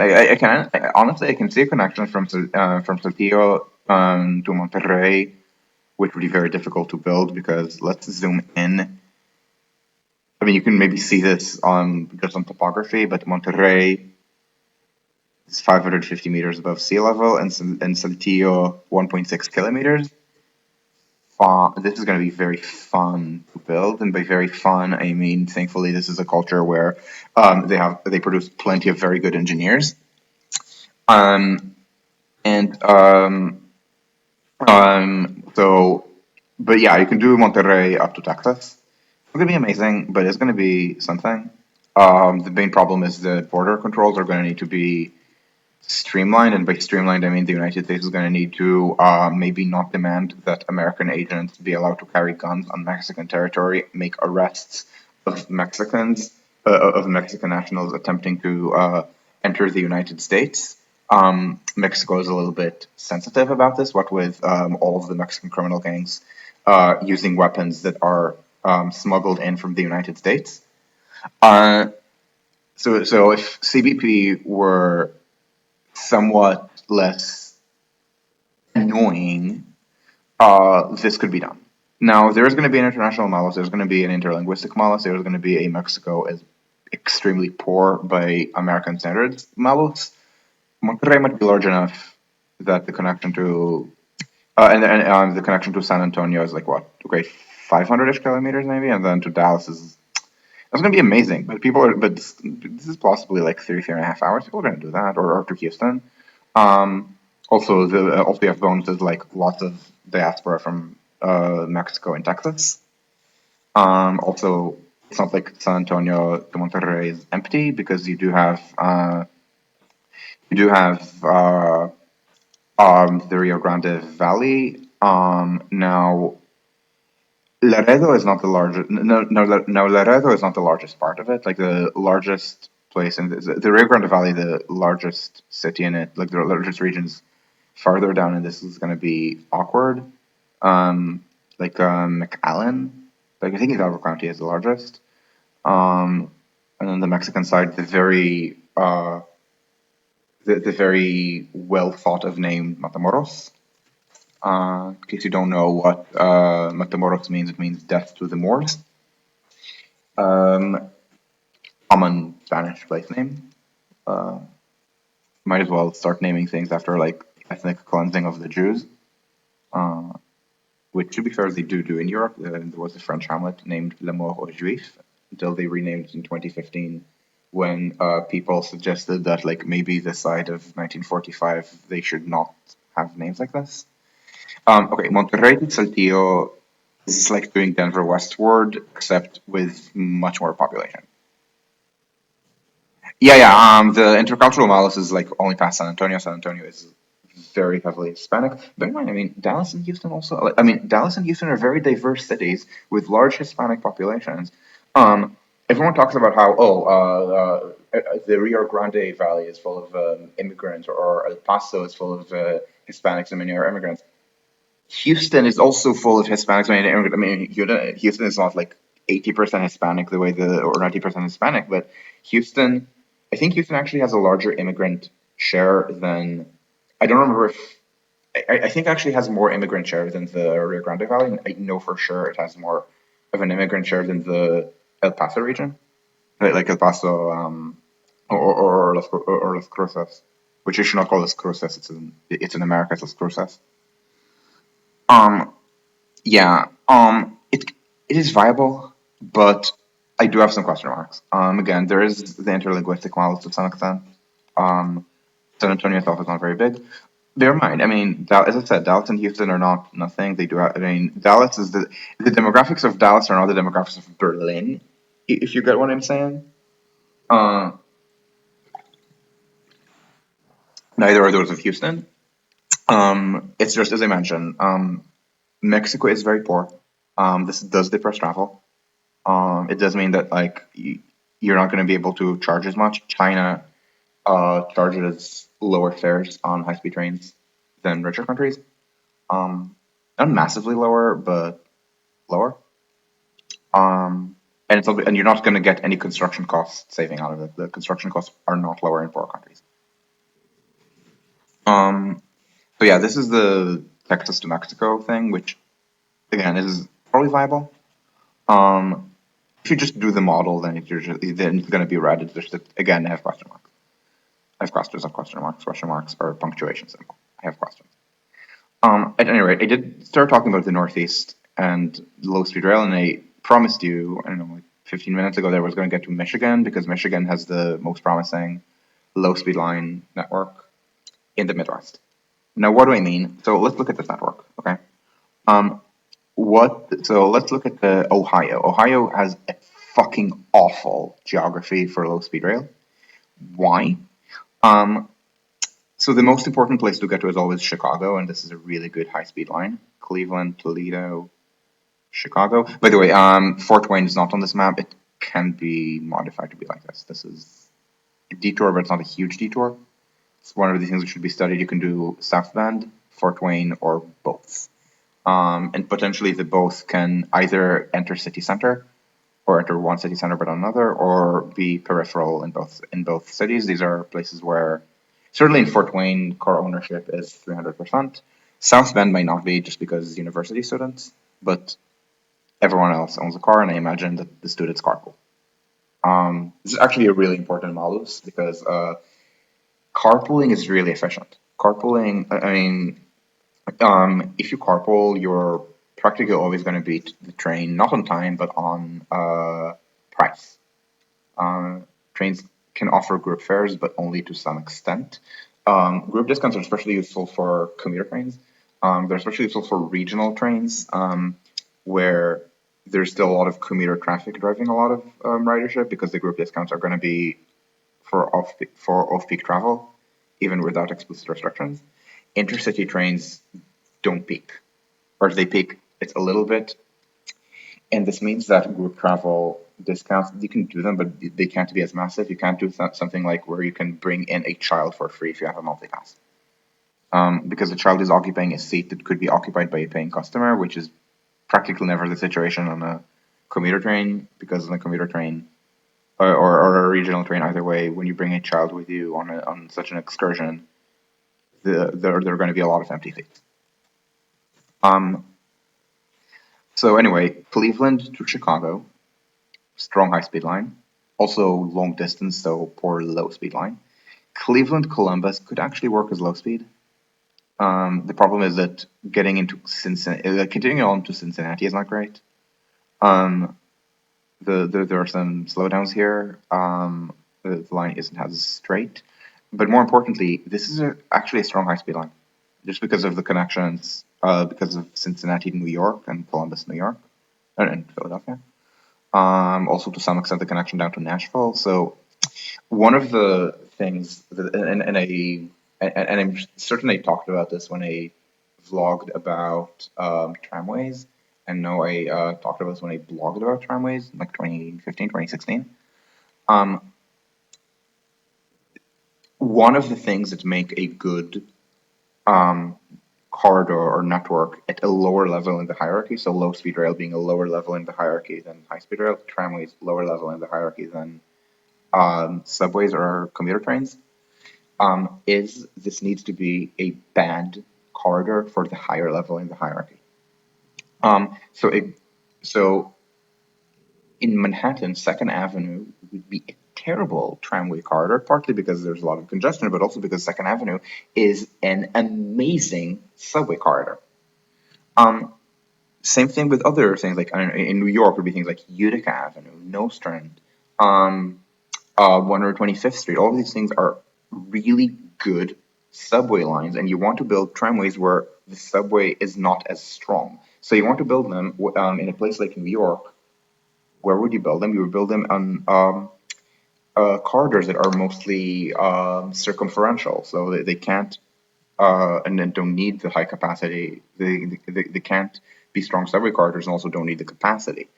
Um, let's look at the and what is about to become the largest uh, the largest um, light rail network in Europe. It's not the largest. The largest is I never remember. Maybe it used to be St. Petersburg. I think it St. Petersburg was in decline, um, like after communism ended, and so there was a slow, and so maybe Budapest and Prague have overtaken this, but um, in democratic Europe, the only city that is above Paris, I think, is Prague. Maybe Vienna, I'm not sure. Um, Budapest, in theory, Budapest would no longer count as democratic Europe. And there's massive expansion. So unlike these other cases, the Vienna plus Eastern European ones, this is a system that shut down the tramways after World War II. These are tramways that go back. There were only the only date to the 1990s. And look at the map. Um, yeah, you have some extensions out there, but it's mostly things that are circumferential. And moreover, the three strongest lines are all circumferential. These are T1, T2, which is mostly grade separated. It's mostly in a private right of way, and T3, which is on the boulevards of the Marshalls, which kind of delineate the outer end of Paris. Like there's the périphérique, the freeway, slightly inside of so the freeway would be the limit, the actual limit. Slightly inside of the freeway are the Boulevard de Marchal. There used to be a city wall between these boulevards and what is now the freeway. Um, they've been filled in with a lot of, I think, post World War II housing projects. Uh, so actual high rises. Um, so why is it like this? Because the metro is because the metro is more radial and and the circumferentials are closer. And now, by the way, T3 would also be a strong metro corridor. Like T3, I believe ridership per kilometer on T3 beats the New York City subway. Vienna, I don't remember. Let's actually check. I have. I'm gonna check this very briefly because right, they're not gonna be called tramways because tramway is the French term. Okay, no. So Vienna is a little bit less. So Fag is the 306. Paris is more than that. And this means that yeah, the largest in democratic Europe should be Prague. I believe Prague is 370. Yeah, Prague. Budapest, which wants to be in democratic Europe, it's just that the rest of the country disagrees and prefers to be an appendage of Vladimir Putin. Uh, it's all fun and games until they actually start pogroms against queer people and Jews. And but anyway, the point is that in the same way that tramways are best for in a very large city like Paris with a metro network and the RER, you want the tramways to mostly be circumferential. Likewise, you want low speed rail. First of all, to get into gaps, so that would be things that are not circumferential, but like things like again Scranton, Binghamton, um, Portland, Boston to Portland, which if Boston geography were a little bit different, could even be a high speed extension. It's just really like the north south rail link is not very good for intercity trains. So part of it is the gaps, but also circumferential. Now, what is circumferential? Well, there is a core periphery dynamic to high speed rail. What is the core? So the national core is the northeast, especially in New York. But there's nothing that goes. But you can't really orbit New York. There aren't crossings of the Hudson, for example. The Hudson by rail, there's the crossing for Penn Station, and the next actual crossing of the Hudson is around Albany. I think there's a rail bridge around here that is no longer in service. And this has actually been a big issue for freight because freight trains don't go here. So the lowest crossing of the Hudson usable by freight trains is, I believe, just south of Albany, which is why some people want to build a tunnel underneath the harbor between Jersey City and Brooklyn just for freight trains, which would be an amazing tunnel if there were actual demand for such a thing, which there isn't. There isn't enough freight traffic, even with the tunnel to Long Island, I should say to geographic Long Island, to including Brooklyn and Queens, which are not actually on Long Island in the same way that you can call the United States a continental superstate, but technically half of North America, even by the cultural definition, is not the United States. Well, Canada. Or like was culturally, when you say North America, usually you don't include Mexico or Central America. But anyway, you could trust culture with Latin America. But anyway, so circumferential would be things that connect smaller cities. I don't know if Scranton to Harrisburg is at all viable. I imagine it isn't, just because Scranton to New York and then high speed, or Scranton to Philadelphia and then high speed would be pretty competitive with that. But the point is, you want places that are bad high speed rail corridors. And here's the thing: Ohio doesn't have them. I guess there's Cleveland to Canton, but that's barely even interstate. That's barely even a regional line. It's to some extent a commuter line. And what is elsewhere? So let's look at Ohio statistical areas. I promise I will get to Michigan, but I want to contrast Michigan with something else. So let's not even do the combined. Let's do the combined for a moment just to showcase something. So Ohio has 11.6 million people. I guess it's 2019. It doesn't matter. It's not a place with rapid change, so old data is not going to be too wrong. So at CSA level, Cleveland, Columbus, Cincinnati, and we're only looking at Ohio. Dayton and Springfield are on the line. Dayton, Springfield could also have a stop if people really wanted to. I don't know if it's a good idea, but doesn't matter. Toledo, sorry, not Toledo, Toledo. It's Toledo in Spanish and Toledo in English. That is on the line, actually stronger than Columbus or Cincinnati because of the tie into Chicago. Uh, so 0.8. Youngstown happens to be on the way. No Lima, and then Mansfield. Because Mansfield happens to be on the way between Cleveland and Columbus. Uh, this is practically the entire population of Ohio. Now, this is a combined metropolitan area. It's combined level, which is not maybe the best level to look at it. Um, if you do only the smaller metropolitan statistical areas, it's Cleveland is just two. Akron, Canton, again, they're the biggest misses. Ashtabula could have a station. You know something? Let's add a station for Ashtabula right now. It's not going to be in city center most likely. It's going to be just outside it, but it's Ashtabula, what city center? Like the highway access is probably more important.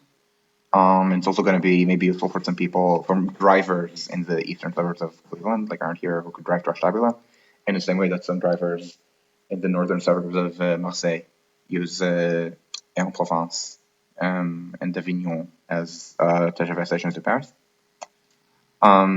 So Ashtabula is. Oh, this is not the base map. Okay. So Ashtabula does count, as does Sandusky. These both. Actually, can you see this? Yes, you can.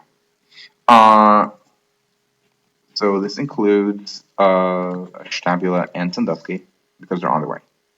Columbus, absolutely.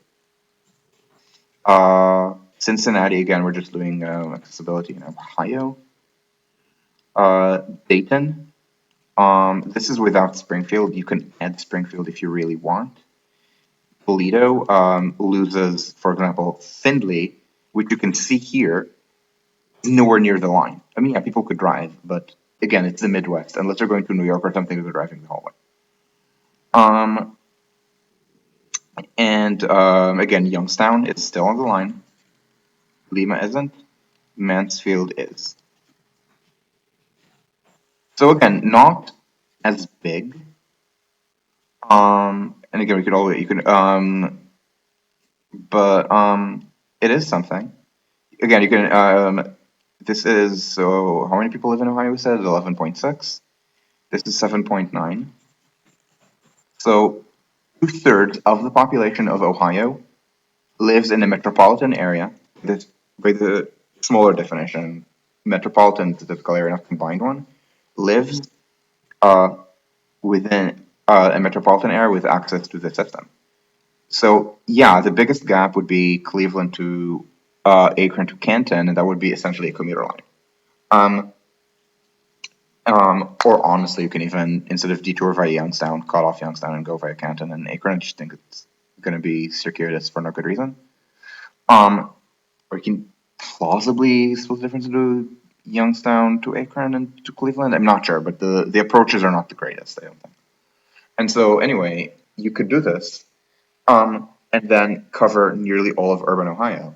So why would you build a low-speed intercity rail system in Ohio? It's like building. It's like saying that you should be building streetcars or that you should be building BRT in New York on Second Avenue. And yes, they do have SBS in New York, which pretends it's BRT. But first of all, SBS is not BRT, and second, BRT is not a subway. Thankfully, New York is also building a subway on Second Avenue. Just opened a quarter and is very slowly building the next quarter, hammed by the problem of insanely high construction costs. But they understand the priorities. It's the same thing. Ohio does not need low speed rail. Ohio, the what looks like a low speed rail corridor, which is Cleveland to Cincinnati, again, it's not the best low speed rail corridor. Although again, Cleveland to Columbus is actually pretty good.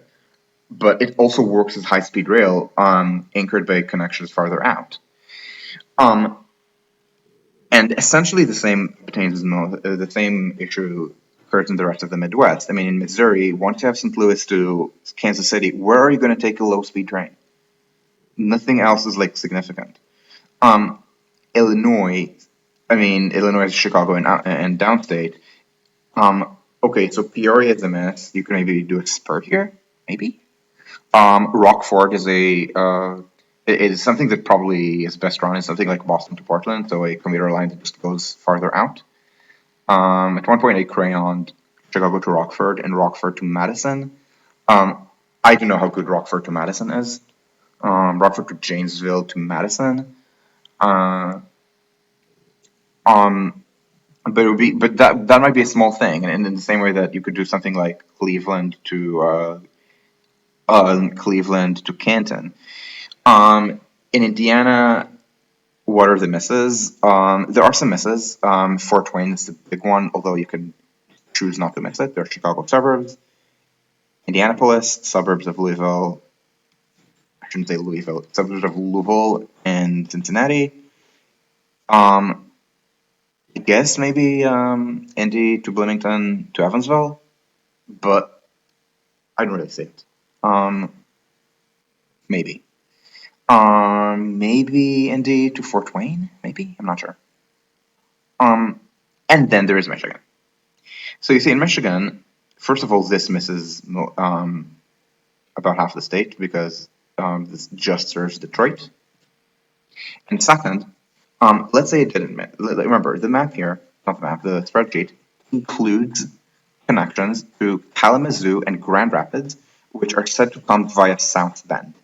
I believe the reason they're said to be via South Bend is just that uh, I don't remember if I actually crayoned this and this was the best approach, or if they just summed together and they put my finger on the scale in the same way that in the opposite direction they put my finger on the scale.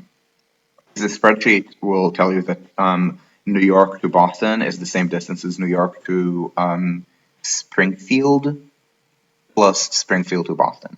But you don't go via Hartford and Springfield to get from New York to Boston. Essentially, it's just slower. It's just slower. And if I need to somehow automate something, I'm going to need to solve this by adding a couple kilometers or just redo it by time. And South Bend to Chicago. I mean, if I'm overpronouncing everything, I should also say instead of Chicago, I should say Chicago. To Chicago to South Bend is 140. And then South Bend, you can see it's on the way to Toledo just by summing things. It's also on the way to Kalamazoo, 180 plus 140, you get to 320. And then from Kalamazoo, 160 kilometers later, you get to Grand Rapids. Um, and So this is what did you say? It starts at South Bend, so it is 340 kilometers. We don't know if it's low speed or high speed yet. Um, let's actually just check. Let's just sanity check profit. This is 674, and this is actually really good. This might actually be a good high speed line. How much of that is coming from Chicago? A lot. And this is really important because the but actually no, not a lot. That's the problem. Yeah, the problem is a lot of it is onward connections, I guess, and this is the problem where if you're connecting in South Bend, you might as well drive. So to Toronto, yeah, the system assumes something, but why are you going to go to Toronto from Grand Rapids like this? I can see this to Cleveland, but it's kind of annoying, and this is where my skepticism is. And again, it's something where I didn't even depict it on the map, and I'm not even sure what color to depict it in right now. It could be, honestly, it could be some like French LGVs. There are some LGVs that just to get to a better line would be like partly red, so there'd be something like South Bend and then a red to about to where you can hook into a blue line and then go here. By the way, Amtrak currently goes like this, so not even near South Bend. There's nothing to Kalamazoo. Where the trains to Kalamazoo, Battle Creek, and Ann Arbor, Detroit, or Kalamazoo. I forget where these stop. Battle Creek, Lansing, Flint, Port Huron. Sarnia is on it says Sarnia here. Sarnia is on the Canadian side. The American side is called Port Huron. Um, and here's the thing: you have lots of these small cities. Grand Rapids is a metro area of 1 million, but nothing else is. Uh, they are in a kind of constellation. This is exactly the best geography for low speed rail. Flint is 400, Ann Arbor is 400, Grand Rapids is 1.1, Lansing is 550, Kalamazoo, they count Kalamazoo and Battle Creek together, they shouldn't. So 260, 130, 270, 130. Saginaw is 200, Bay City is 100. Um, you could like scrounge some suburbs of South Bend if you really want. Um, and this is a state with 10 million people, of whom less than half, fewer than half, live in the Detroit MSI. So you do need to have better service to Michigan. Michigan Mini Shinkansen. So we're the capacity of the main line. Here's the difference between the Midwest and the Northeast corridor. The Midwest has spare capacity. Even with you can actually compute this, and I'm not going to do this because I'm not going to do this with a spreadsheet because the spreadsheet is not actually a good code to query. I did try and I didn't need to do it. Uh, so I did blog this uh, here. Did I actually say what Chicago to Cleveland is? What Chicago to Cleveland is, or did I not? Because I did mention I did compute Chicago Cleveland when I wrote this post. Um, I believe it's about the same as Cleveland to Toledo. So this is really high traffic density to the point that people are telling me to cut my exponent in the ridership model to not assume that there's infinite per capita ridership when you have infinite population, essentially. Um, um, but Northeast, Midwest.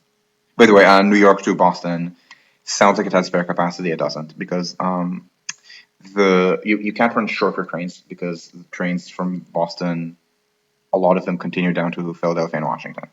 Or and if they didn't, they would terminate at Penn Station, not the world's highest spare capacity location. Um, and also lots and lots of commuter ridership, New York to New Haven, that the model does not know exist. Also, New York to Springfield would be trains to New Haven. So this number is, relatively speaking, it should be higher. It's possible that all the other numbers should be lower, but this just with high-speed commuting from New Haven is going to be more significant. But here, there's spare capacity. I mean, it's like you're running something like 8 trains per hour, but do you know what? Another expression for 8 trains an hour is you have spare capacity for a couple more, which is great. You can run slow trains. That's fine. Um, and so it can either be mini Shinkansen or it can be low speed. And this is where I need to actually open railway map and see what's available. Now, there is something kind of cool from the perspective of American railway geography, which is that this is, I think, maybe the only place, or almost the only place, where there is ownership where there is public ownership of passenger railway track outside the Northeast corridor. I think North Carolina bought Raleigh to Charlotte. Um, LA to San Diego is mostly publicly owned. There's one annoying section that is part of the BNSF mainline, the Southern Transcon, but everything else is passenger primary. And here it's owned. There's a long section owned by Amtrak, which I think goes from Niles to I forget anywhere. But the upshot is that a lot of this is already somewhat upgraded. The downshot, if that is a real word, which I don't think it is that it's upgraded. Not so. here's how the Amtrak trains go. Chicago, I don't remember what route they take out of Chicago to go southeast. I don't think they take Illinois Central. I think they take something else. Um, then the trains to Grand Rapids go like this. The trains to Detroit go via Niles. They don't go via South Bend. So Kalamazoo, Battle Creek, and then they don't go to the historic terminus, which would be here. It's the not here. Would be here. They instead go here in Detroit, and or they can be trains that go to Lansing, Flint, and Port Huron, which again is being called Sarnia here, but that's on the Canadian side. On the American side, it's called Port Huron. Yeah, Port Huron. Um, and so the issue is, the high-speed train system should feed Chicago, which is the core, and then you should have low-speed trains that run orthogonally to it. And this actually might militate in favor of high-speed trains to Grand Rapids, just because you can, like, I don't know, maybe skip South Bend or something and just go direct to Niles, and then use Niles to Kalamazoo at least, or go South Bend, cut off Niles. Like the trains would all be stopped. I mean, if you're skipping South Bend, it's to skip South Bend and you can serve Niles. Alternatively, if you're serving South Bend, you're serving South Bend. You're not expressing through it. So you go South Bend, slow down a little bit in the city, and then do this maybe, which skips Niles, but what can you do? But that does give you the legacy line to Kalamazoo at least, and then you either rebuild this line, which is a branch, or you go high speed. I'm not sure. I'm honestly not sure.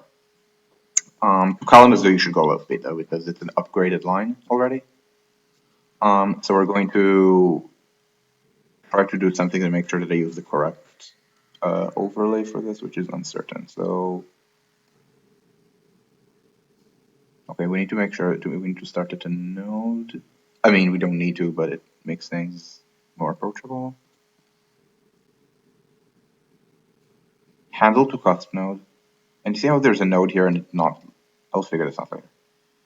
And where do we go? And note that I am trying to be accurate for something where like it's already blurry because there's not enough resolution.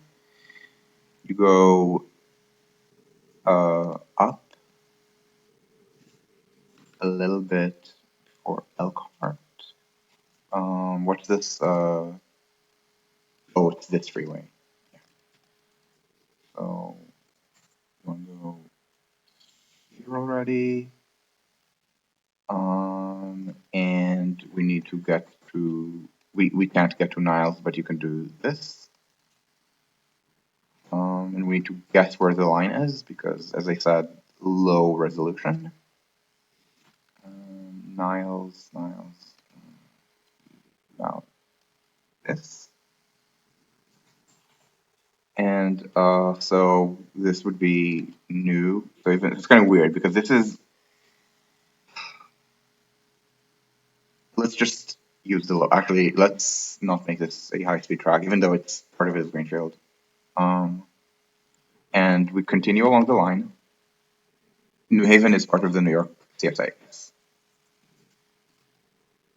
We continue along the line, which is mostly straight, up to Kalamazoo. We navigate by the lakes, not really. So please bear with me while I am drawing maps with hilariously low resolution. And from Kalamazoo, let's also use the branch line and say that it is repairable. It's probably like full of grade crossings, but that's fine if your top speed is like 160 kilometers an hour or something. It's how the top speeds exist in America, because in America the regulations are the top speeds go 79 miles an hour, 90, 110, 125. 110 is the maximum with grade crossings. 90 is the maximum with grade crossings without quad gates. 79, I believe it's the maximum with unprotected grade crossings, but it's also the maximum for a bunch of other things. And here's the thing: you don't need to care that much about top speed 90 versus 110 miles an hour. You need to avoid slowdowns in congested zones. You need to avoid, like in urban approaches, you need to run reliably. Now, here's the cool thing about running on a branch. You can buy the branch. It's yours. Don't worth that much to a private freight railways, to a private freight railway, and this makes everything a lot easier to the point that there are some people are proposing to cobble together a route from Chicago to Des Moines just on class two track as opposed to the more familiar and higher intensity and higher freight intensity class one uh, system. This is not as accurate as I want it to be. Here there's a little bend there that I think it's important to depict so that people don't think that this line is straighter than it is. It's here, then here, right? And then you're mostly going along a route near the freeway. So this needs to be. Oh, right, because of the layers, they can click and it's all gonna put it below the map layer. Okay, good. And then the width needs to match, right? So it's in 3 pixels, and it should be in blue.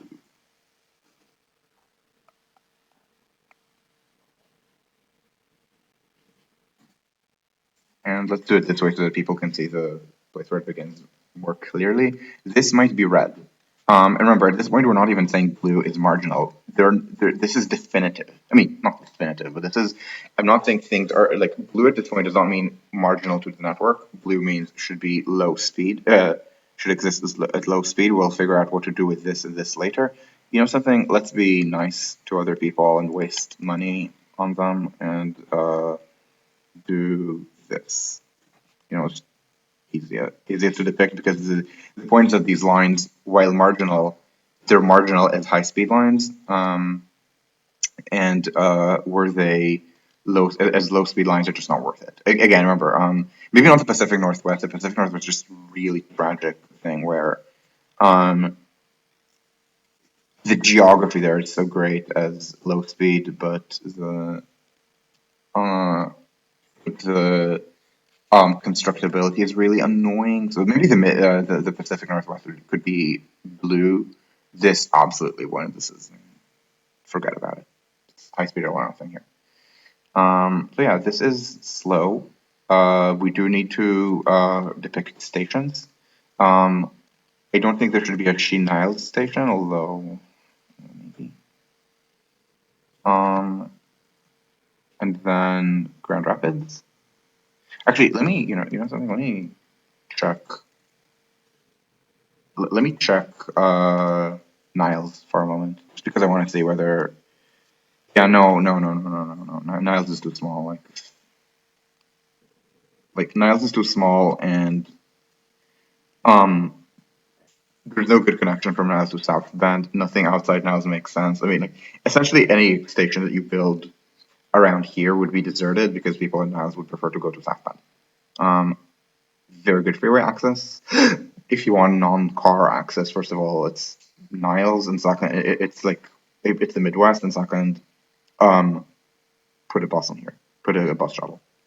You have actually very good freeway access, so Niles would not get a stop, and Kalamazoo and Grand Rapids would. So this is where we're starting to do a low-speed rail system. Now, of course, not with the revenue that the spreadsheet says, because the spreadsheet does not recognize that low-speed rail is low speed. But we can start also adding other lines. And the point of these other lines is maybe to connect things like Battle Creek to Chicago or Kalamazoo. This is Kalamazoo, Chicago. Things like Battle Creek to Chicago or Lansing to Chicago. So small cities that are not like on a very good linear corridor. So if none of this existed, like Toledo, Cleveland, then this would be a good high-speed rail corridor where Kalamazoo, Battle Creek, Ann Arbor get to piggyback on Chicago to Detroit, but Cleveland exists and Toledo exists. This is a much better corridor. So Michigan should be making do with low speed trains. Thankfully, again, part of it is like already being upgraded. I mean, it's being upgraded to the Amtrak way, so bad, but it could be done with good upgrades. So this means you need to electrify. You should stop running diesel passenger trains.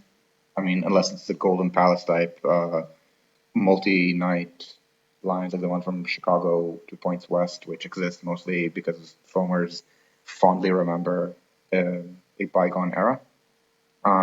South today is not New Orleans or Memphis. It's not even Birmingham. Sorry, South or Birmingham. It was Birmingham. It was also. It's also no longer Birmingham. It is Atlanta, Dallas, Houston. Um, Dallas, Houston are okay for high speed rail. Connect them to other places is to North Texas is kind of questionable.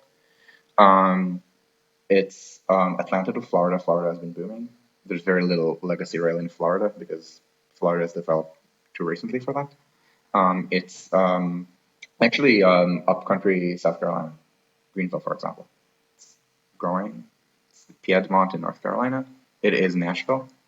Um, Nashville might actually be not the port. Nashville might be the richest metropolitan area in the South right now. It's very wealthy and very fast growing. You can't tell whether it's because of music or also other things. Like they also have a lot of industry in the suburbs, of course. Um, so anyway, this is Kalamazoo, and we need to also connect to Ann Arbor, Lansing, and Flint. Battle Creek is smaller; it's less important. And then Saginaw. So first of all, Detroit, remember, is a pole. We have this map of this table of Michigan statistical areas. Detroit is big. Detroit is the second largest metro in there in the Midwest. Detroit is the 12th or 13th largest. I think Detroit is either the 12th or 13th largest in the United States.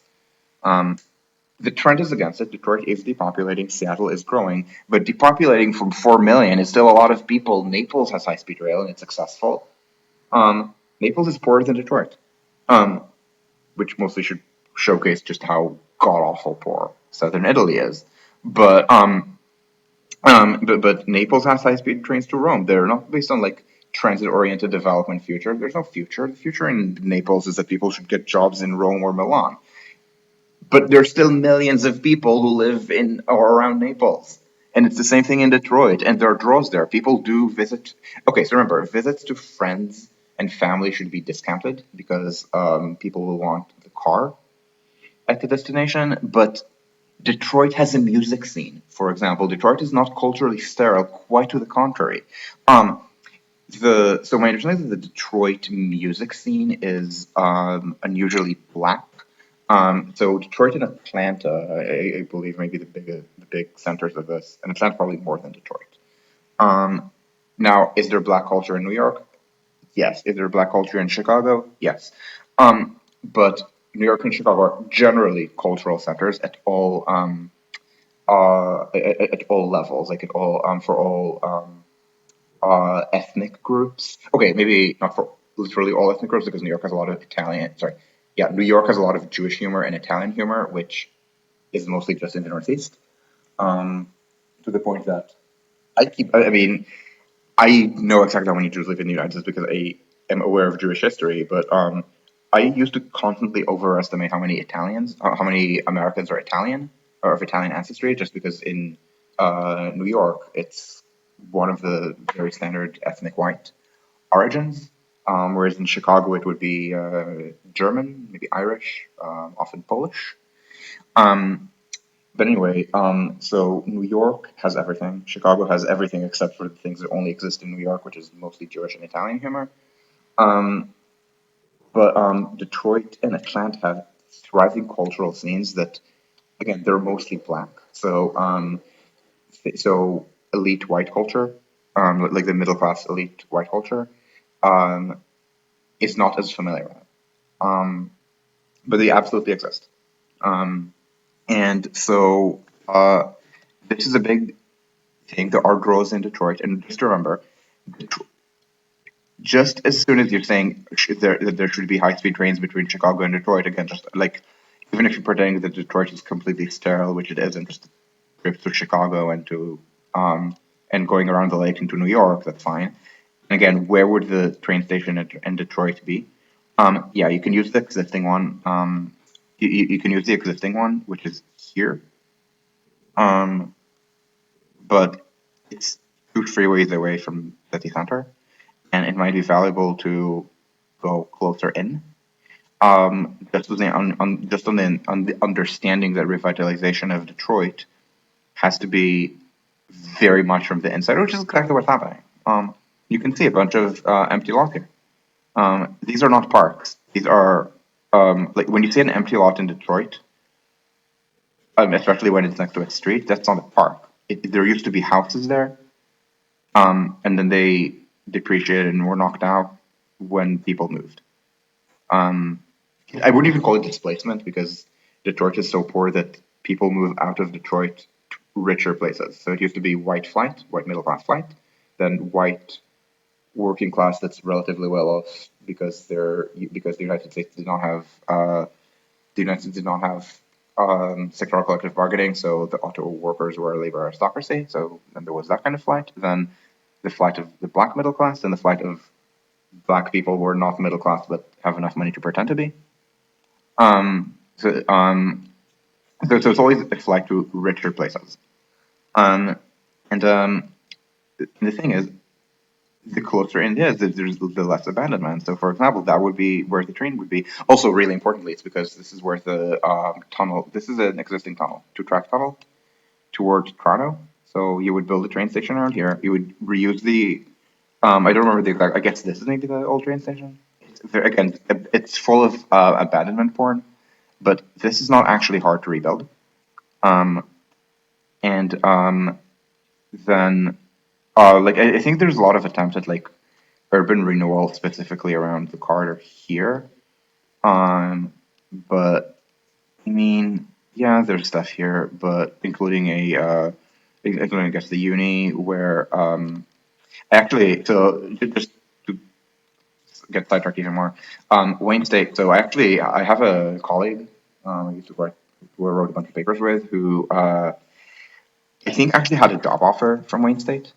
I think he ended up going to Colorado State instead, and eventually tried to get back to Canada, and eventually got a job at I think York. He's very good at this. And so when he was trying to figure out where he would live while commuting to Wayne State, he figured he's Canadian. He can just live in Canada and commute across the border, like live in Windsor and not live in Detroit,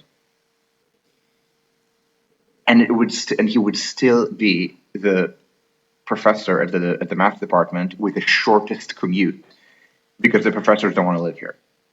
Um, so yeah, there's some revitalization, but evidently the professors don't want to live here, or they didn't in 2015, 2016. Um, and yeah, there's a streetcar here which is on separate lanes from the buses because the point of the streetcar is to like tell gentrifiers, we have a train. You're not going to take the train because you have money and you live in Detroit, so we're going to have a car. But we have a train. We're like a real city. Um, but it's just this is just going to be a better location again, closer to the center where like there are actual jobs here. Like there's actual city center CBD high rise jobs here. But also the connections to Windsor are important. Exactly, that's the crappy tram. Yeah, the crappy tram that exists is a statement we have a tram more than as anything involving ridership. So the point is, you build here.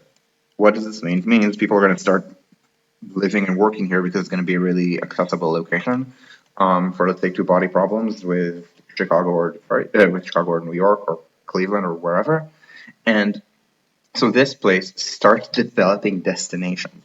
It's a kind of a Metcalfe's law thing at the level of or at the level of micro destinations. So Metcalfe's law is macro destinations. The point is that in the presence of, let's say, a train from Chicago to Cleveland and Detroit, a train from, let's say, Cleveland to Buffalo becomes stronger because people can also go from Buffalo to Chicago.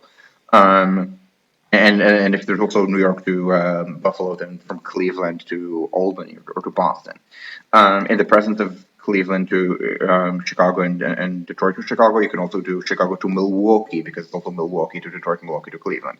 You can do Chicago to St. Louis because it's St. Louis to Milwaukee, St. Louis to Detroit, which is not that circuitous. Chicago and St. Louis to Cleveland, which is, I mean, there's a more direct freeway, but the faster you are, the more of an advantage the train has over the car. This is the point of high-speed trains, especially in the Midwest. Very flat. You can average almost 200 kilometers an hour here. Um, so yeah, it's very nice that the car is available to you when you're in Cleveland. Um, and you can just take your own car from St. Louis to but at the end of the day, Chicago to Cleveland is 2 hours by train, by high speed train. Chicago to St. Louis is like an hour 40 or something. And let me see driving directions. I don't actually have a good feeling for how long it takes to drive places for a reason. Cleveland. It's gonna be 7 hours, we think. 8.5. Yeah. Yeah, 8.5. Is this with traffic? I don't actually know. I don't even think it's with traffic. No, it's, yeah, 8.5 hours. The train would do it in four, and that counts time changing in Chicago with not very good transfer timing. Yeah. Um, so that's Metcalfe's law at like macro level, but at micro level, Metcalfe's law might also mean that the opening of this link means that this specific spot in Detroit is relatively stronger, and that encourages trips where the micro destination matters more. For example, business trips to Detroit.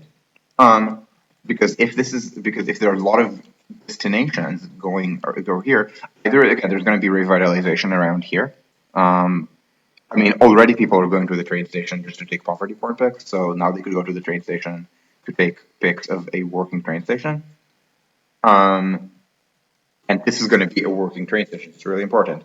We're assuming competent people throughout, that is to say, not Amtrak. What does this mean? It means the train station will be essentially a new station. I mean, there might be some legacy elements there, and it's still going to be somewhat American in the sense that this is something that Shudik, I don't know how you pronounce this, that Shudik pointed out on social media and in blog comments many years ago. In Europe or in Asia, maybe not in China, but in Europe or in democratic Asia, uh, the train station is where the trains are. And in America, the train station is near where the trains are. So look again here. This is the nice part. I mean, not anymore, but this is the part that used to be nice. And then the trains or the tracks are actually a rail yard, somewhat away. Um, and even Grand Central, the track level is very, very dark. It's low ceiling. It's exactly what a train station shouldn't be. But there's this grand waiting hall next to the tracks. So this would be probably a new construction. Again, this probably the hotel can be revitalized. I imagine for historic preservation purposes. Otherwise, wrecking ball rebuild. And then you would build a train station that, yeah, could use some of this infrastructure, but probably would go around here, closer to the tracks. Um, Essentially along modern design principles, and there aren't going to be a lot of these in the United States because the United States would mostly be using legacy train stations. Penn Station, but actually in New York would be a big exception because Penn Station probably should be rebuilt anyway, for operational reasons. But Detroit would be an example of a modern train station that people could go to just to see how a train station slash mall is designed. Um, and there's going to be redevelopment around here. So what does this mean? It means that the connection from here to downtown is going to strengthen. So maybe I mean, this is probably too short for a viable streetcar. Um, and just running this way is not good because it's not quite near the train station. Although maybe, I don't know. Maybe doing some kind of weird clutch of a route this way. I'm not sure. I honestly don't know Detroit geography well enough to even begin to cry on a streetcar network, but it's something where you could actually build a useful streetcar, potentially. Um, or have destinations locate here. And then it means that Detroit rises in value not just as a destination in general, but as a destination that's accessible by train for people who do not expect to use a car when they're in Detroit. Now, bear in mind this. How does the Toledo junction work? Chicago Detroit trains would be skipping Toledo. Many years ago, I tried creating it in a way that would have two routes out of Toledo in both directions. There's some abandoned lines, and then open railway map, it's easier. Where you can use, so you would go here and then you use these branch line like this to get around and then go to Detroit, but that's pretty silly. Just the correct way to do it, which I learned from the SNCF proposal, is that Chicago to Detroit trains skip Toledo in the same way that Paris to Brussels trains skip Lille. Maybe they pass very close to Lille, but they skip Lille. Lille is on the London leg of the line. And that is fine. Chicago to Detroit is strong enough by itself. You don't need the extra from Toledo. And of course, there's going to be traffic. There are going to be trains for people trying to get between Toledo and Detroit. They're going to be past Toledo. They're going to go to Cleveland and New York and not to Chicago is all. But this is strong enough by itself. Again, depends on whether you or what exactly you go via. I mean, you can detour through Fort Wayne. You can do South Bend. You can try to do both. These are secondary to the network. So this becomes a stronger destination without a car. There could even be a bike share system. There could be complete streets there. This is close enough to the city center that it is bikeable. I mean, maybe not with the freeways, but some extent. And this is without me making any claims about model shift within Detroit, which I believe among the top 12 metro area regions in the United States has the lowest public transport model split. I think it's like 1%. I think it's even worse than Houston and Dallas.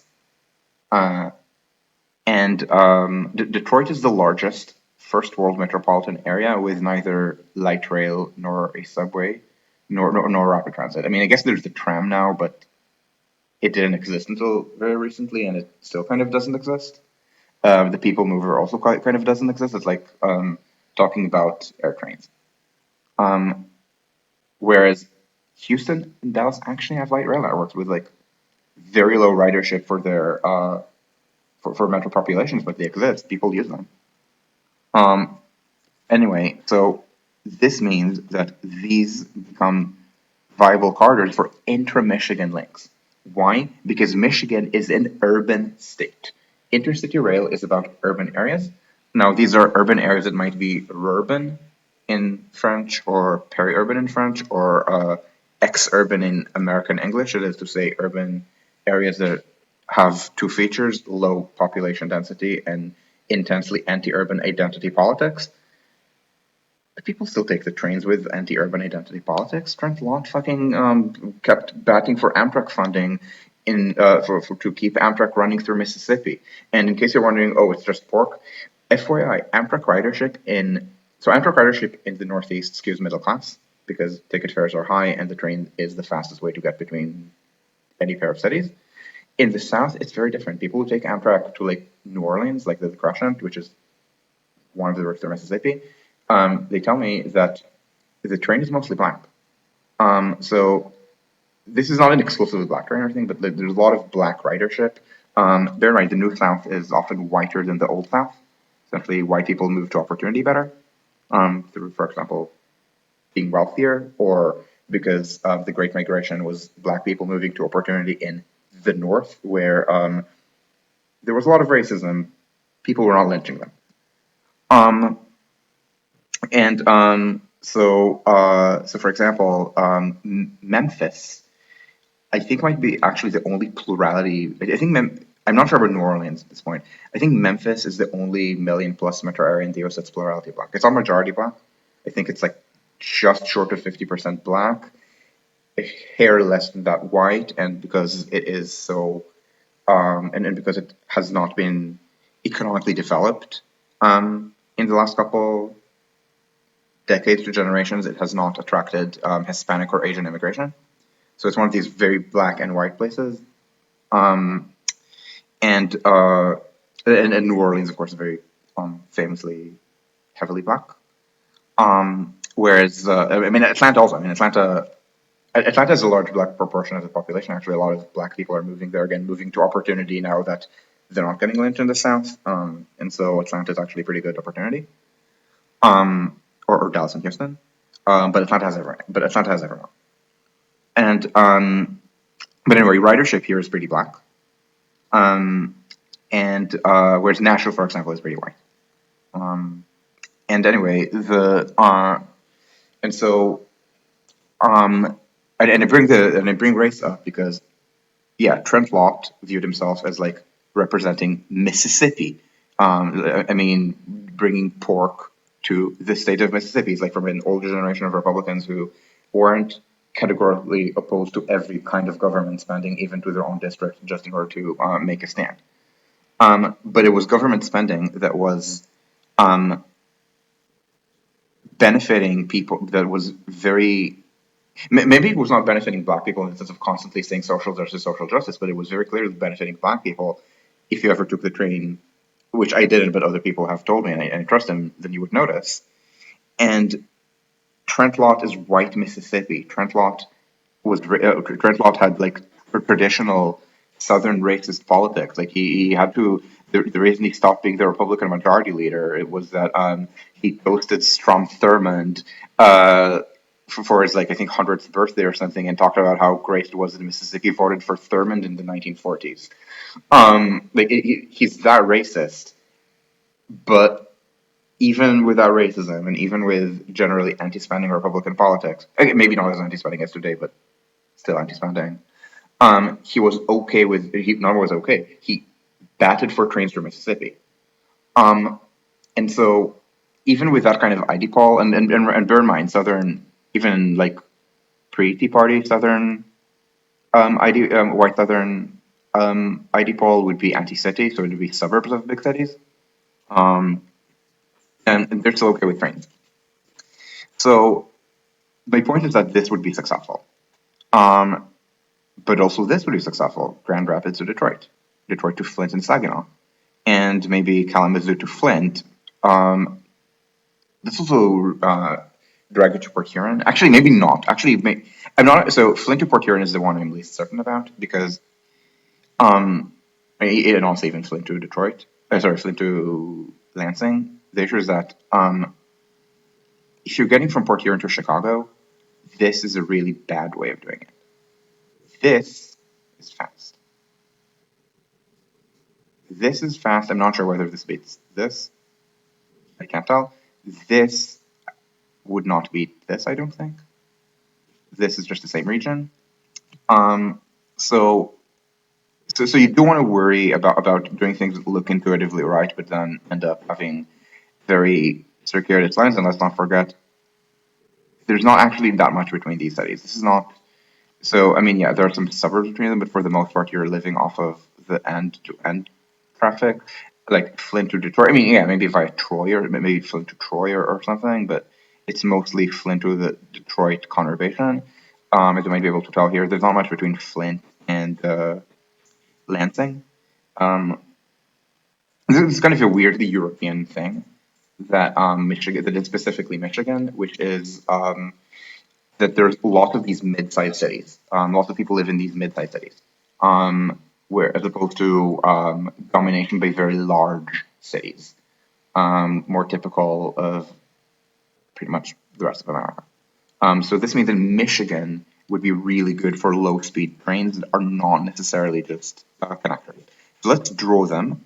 Finally, we need to do Kalamazoo to Detroit, start here and try to understand how it goes. I think it's like Battle Creek. This is not Battle Creek. Battle Creek is here. So Battle Creek. It's either, for the record, I heard of for the first time on MASH, because MASH has a an episode where they're trying to where they're trying to what's called they're trying to get some money for some kind of charity. I think maybe an orphanage. And so they're essentially inventing a doctor uh, who they're trying to who then everyone pretends to be best friends with, except for the and everyone kind of acknowledges the protagonists, aka the ones who made him up, are the ones who have known him the best. And Anyway, so they when they create the character, they need to like create some kind of they need to create some kind of what's it called? Some kind of biography for him, and they need to find a city of origin, so they make up Battle Creek, Michigan. Um, and they make up that he went to a German, uh, to, I think the technical, to some German university, maybe TU Berlin or something, just because they wanted a place that is not in the United States, so that it would be difficult to check. Um, and I'm totally not saying this because I am struggling with guessing this. And if you think this is hard, I need to do these every 2 weeks, sorry, twice a month, so almost every 2 weeks. Whenever I prey on the World War III reel, uh, whenever I create the World War III reel battle map, like the like which side, like the map of which side is of which side they're getting on the various fronts. Um, so it's no, I need. Actually, I'm gonna change all of them to okay. So this is Kalamazoo to Battle Creek. Now we're doing Battle Creek to Lansing. So here,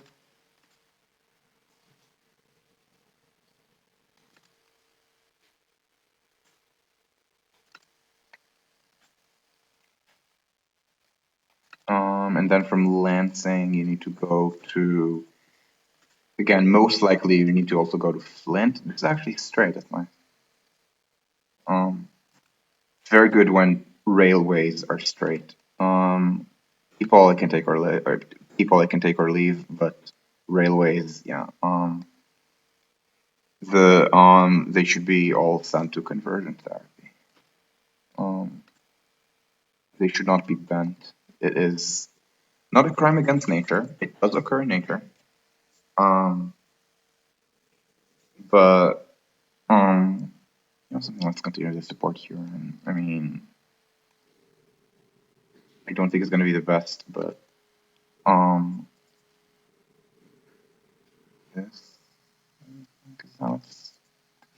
No, it's north of the freeway. So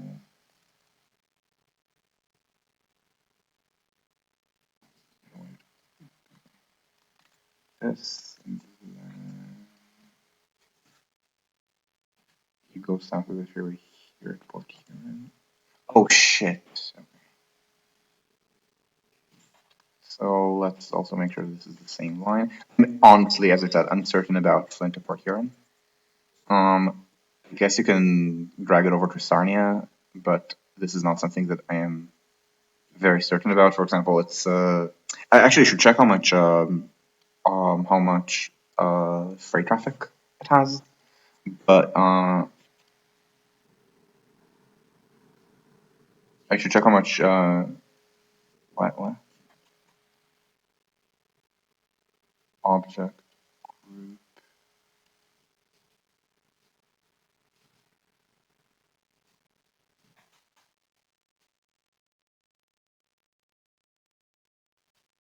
Okay, okay, yeah. Sorry about my yeah. Also a Detroit Star airline. Yeah, it's not Detroit Star. Remember, it's on the American side. It would be Port Huron. Yeah, we're gonna add that. We're gonna add all the folks out of Detroit. Um, one moment, please. I'm aware. I'm just doing this one first because Battle Creek was. So we start from here, and then we go this way to Lansing, and then to Grand Rapids. And again, this is something where it's really just this factor out in Michigan is really cool. I think that it has like there are always like these slightly unusual things about every place, right? And this is always really cool. Where so in Boston, I think also in San Francisco at this point, there's this unusual thing that unlike in most American cities, but more typically for European ones, uh, it's often the case that there are lots of jobs in there are lots of jobs not in city center but near city center and near center neighborhoods.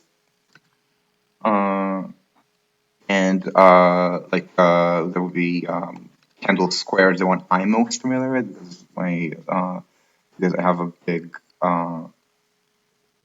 social group of current and former tech workers. And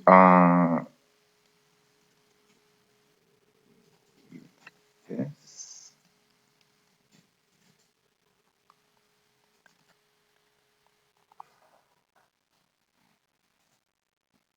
horizontal.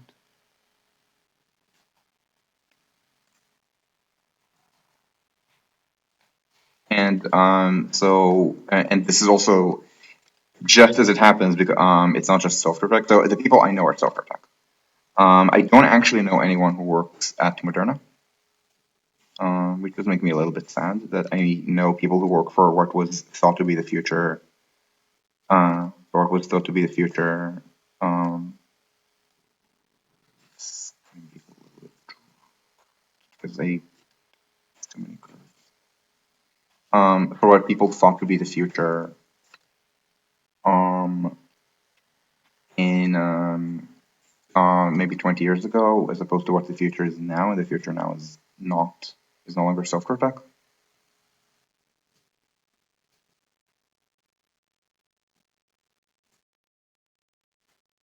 The future now is biotech. So that would be biotech and Moderna. And this actually is relevant geographically, first of all, because software tech is extremely American, and this is not. Uh, Biotech is US, but also Northern Europe. Uh, AstraZeneca, for example, or again, BioNTech, or actually, there's a lot of production here. So Moderna is an American firm, but so in the same way that in the United States, if you got vaccinated with the BioNTech vaccine, it was made. The entire supply chain was made in North America by Pfizer. Um, Moderna. So Moderna is a small firm. Moderna is not the size of Moderna is more BioNTech size than Pfizer size, but Moderna also has like contractors in Europe to the point that um, I got um, I got all three here. I got AstraZeneca for my first, I got BioNTech for my second, and I got Moderna for my booster. My Moderna booster was entirely the supply chain for it was entirely made in Europe.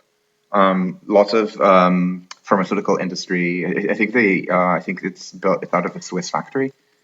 So that's the first thing. It's something that I think a lot of American boosters who think that America always wins militarily, sure, but not, but economically also, and no, is and like denigrate Asia because and Europe because maybe the Japanese tech industry got kind of murdered by the smartphone revolution, and I think and Europe had Eurosclerosis, and there's not a lot of software tech in Europe, and I think people in the United States are getting very triumphal about this, and they shouldn't, because biotech is much it is much less US centric. I mean, it's US and Northern Europe centric.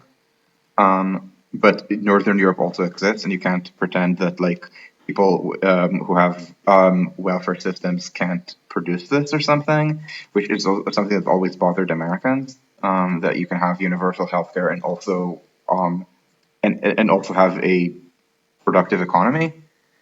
There are all these like there are Americans who will tell you that that young people are leaving Sweden for opportunity. Uh, Now, any connection between that and the country called Sweden is rather coincidental. This is supposed to be this line, and you can even have a stop that I'm not going to depict at uh, the existing Amtrak stop or something. But this is not going to be that important. It's like it's a second city stop, especially if it's a regional, not an intercity train.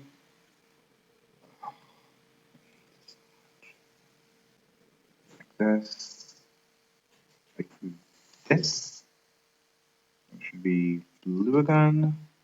And then finally, Flint would have to come out of this. So it would start actually probably around here. Not that bad. And then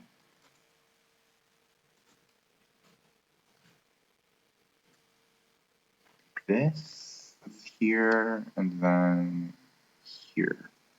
Like this is not the best line, and I really hope that it can be repaired for this. And remember that this is not the sort of thing where you can use DoD to cover because we're talking about Flint. Um, City that uh, kind of infamously for a while didn't have drinking water. By the way, at this point they do have drinking water. Important to mention because there are people who haven't heard the news. We're talking about like news from like years ago that they did eventually get water, clean water. But yeah, roughly like this, and I hope that people forgive the inaccuracies. So this is the system. Oh wait, it's not the system because past Flint there's Saginaw and Bay City. So yeah, we need to continue this, please, and then we will be done with the Michigan system. So keep going north.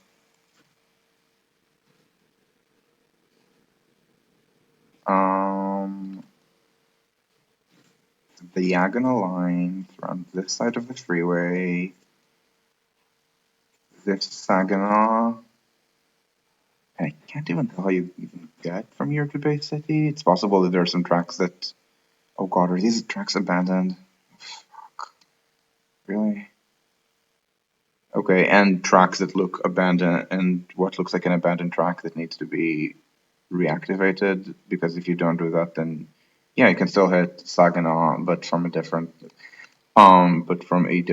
angle that doesn't let you go via Flint, which does have one distinct advantage. It means that there's not going to be any freight traffic here that mucks your reliability. Remember I said before that low speed rail is useful, but it needs to like be done well. That is to say, probably not by the people who are running Amtrak. Um, it's really important to have high levels of reliability.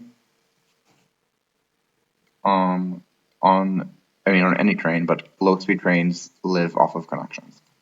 So what you should imagine is that all of these lines, all of these blue lines that are about to get thickened, uh, need to run, let's say, every half hour. I can say every hour, but ideally every half hour with timed connections at the node. Um, this is not trivial planning on something that's this much of a mesh. Usually, usually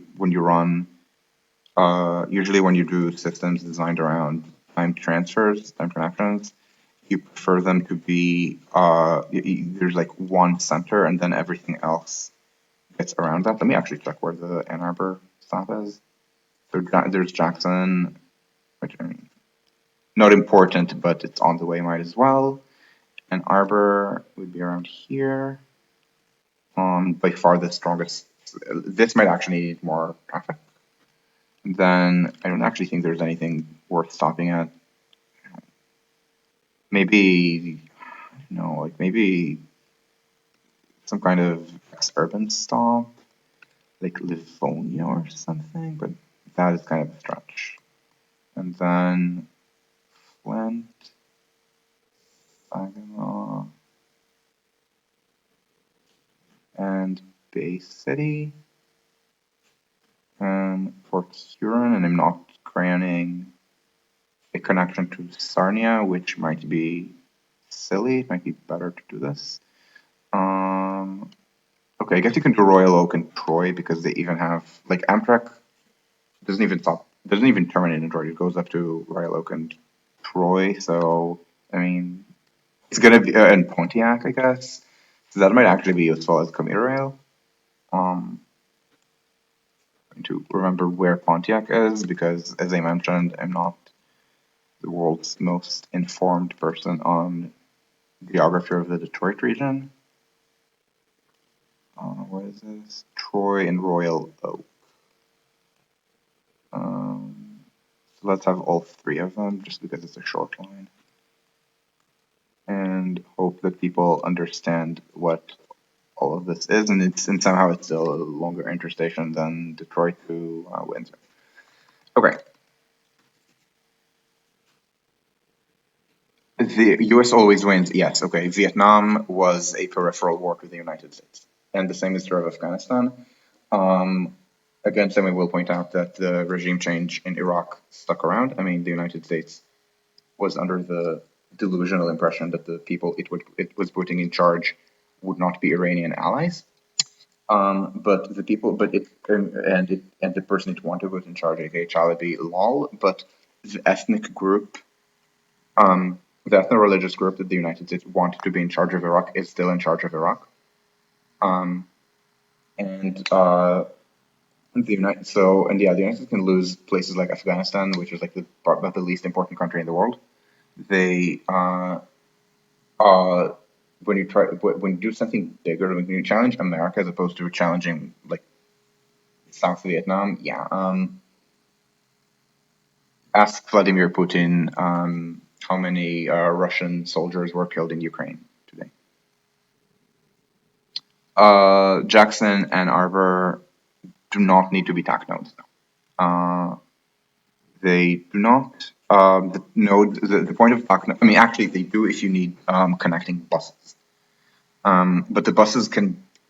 I mean, so Ann Arbor does have bus lanes that are semi-frequent, like every 15 minutes or something. I used one of them at two conferences. But in Ann Arbor, you can actually try to connect the buses with the train. Um, Certainly, the smaller cities that don't even have the bus system that Ann Arbor does have. So essentially, this is how Ukrainian low-speed rail in Michigan. Um, Again, Michigan is pretty unique in the Midwest for this. Um, in having a kind of European city distribution. Something that you can see a little bit in Wisconsin as well. Actually, Wisconsin has this in Madison, Green Bay, Sheboygan, Appleton, Oshkosh, Fond du Lac. It's just that Madison happens to be on the way to Minneapolis. Minneapolis is absolutely not like this. Minnesota is absolutely not like this at all. So we're doing Michigan statistical areas, and now I can show you all of the ones that we've connected to. So 4.3 on Detroit. We have connected to Flint and Arbor. Grand Rapids. I don't know if Muskegon or Holland are on this. I don't think they are. I think Muskegon and Holland are too close to the lake. This is Holland. Yeah, they're too close to the lake. I mean, maybe you can do another line, but really, they're going to do a commuter line anchored by Grand Rapids. Like, at some point, even I start questioning that something might be a little bit too crayon. Both Kalamazoo and Battle Creek, Saginaw and Bay City. Um, if you want to include the suburbs of South Bend, sure, let's just say it cancels out the fact that I rounded 50,000, and this is also 50,000. And Jackson, which I guess is also a round. Um, this is not all of Michigan by any means, but this is 77% of the state. Um, And now compare this with a more typical American state. I mean, Michigan is also American, but a state with a very American distribution. Minnesota has 5.6 million people, and the metropolitan area of St. Louis, not St. Why am I saying St. Louis? Of Minneapolis has 3.9 of them. Sensulato, and even Census Stricto is 3.5. Yeah. This is why high-speed rail serves Minnesota, because it serves the only significant city in Minnesota, a city that has a large majority of the state's population, counting all of its suburbs, most of which have very anti-urban ID poll. And outside of that, what is there? There are a few things that could be like an hourly, very short train. So there will be from Minneapolis, not to St. Cloud, which is the French pronunciation, but to St. Cloud, which is there's a commuter train, but it only runs rush hour. This could be a commuter train, to be honest. So I'm not going to pick commuter trains. This could be an intercity train to Duluth. But again, it would run hourly timed, I guess, with the trains to Chicago, the but it would not be long trains. Like Duluth is small. Duluth is, I mean, Minneapolis is big, which helps, but Duluth is this size. Um, there's Rochester, which is literally the Mayo Clinic stop on high speed rail already. St. Cloud again, it's on commuter rail. Like there just isn't enough that can be meaningfully connected in Minnesota that is not already Minneapolis. Therefore, Minnesota, to a good approximation, does not get any low speed rail. Except Minnesota absolutely should get high speed rail. Like the point of low speed rail isn't to like tick off how many states you're going through. That's bullshit. It's part of a greater system. And yeah, geographical coverage is a goal.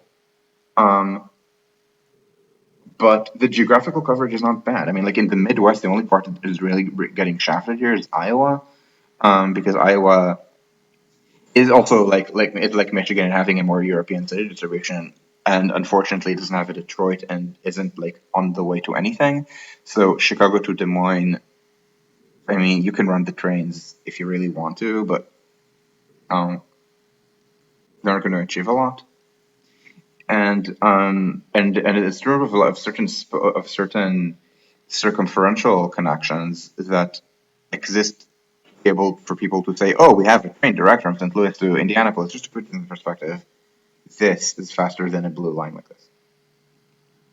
And if you're trying to go to Columbus, it's even like I mean it's the same thing. I can see this as a red line. A cutoff that lets you get from Indianapolis to Columbus without passing through Cincinnati, but I mean, it doesn't save you that much. And what else is there? So for low speed rail, I mean, I already depicted a bunch of things in the Northeast and other maps. Let me see if I can find the New England. Is this New England 8? The number, yeah, it's New England 08, and the number is the zoom level on OpenStreetMap. So 08 just means zoom level 8. Higher numbers denote more zoomed in. Yeah. So this is, as I mentioned, things like Boston to Portland and even beyond, Concord, Greenfield, Cape Cod, getting from New London to Norwich is kind of last mile for the high speed, for the Northeast corridor that also gets you to Mohegan Sun, putting all the midnight buses out of business. My understanding is that buses have such a difficult.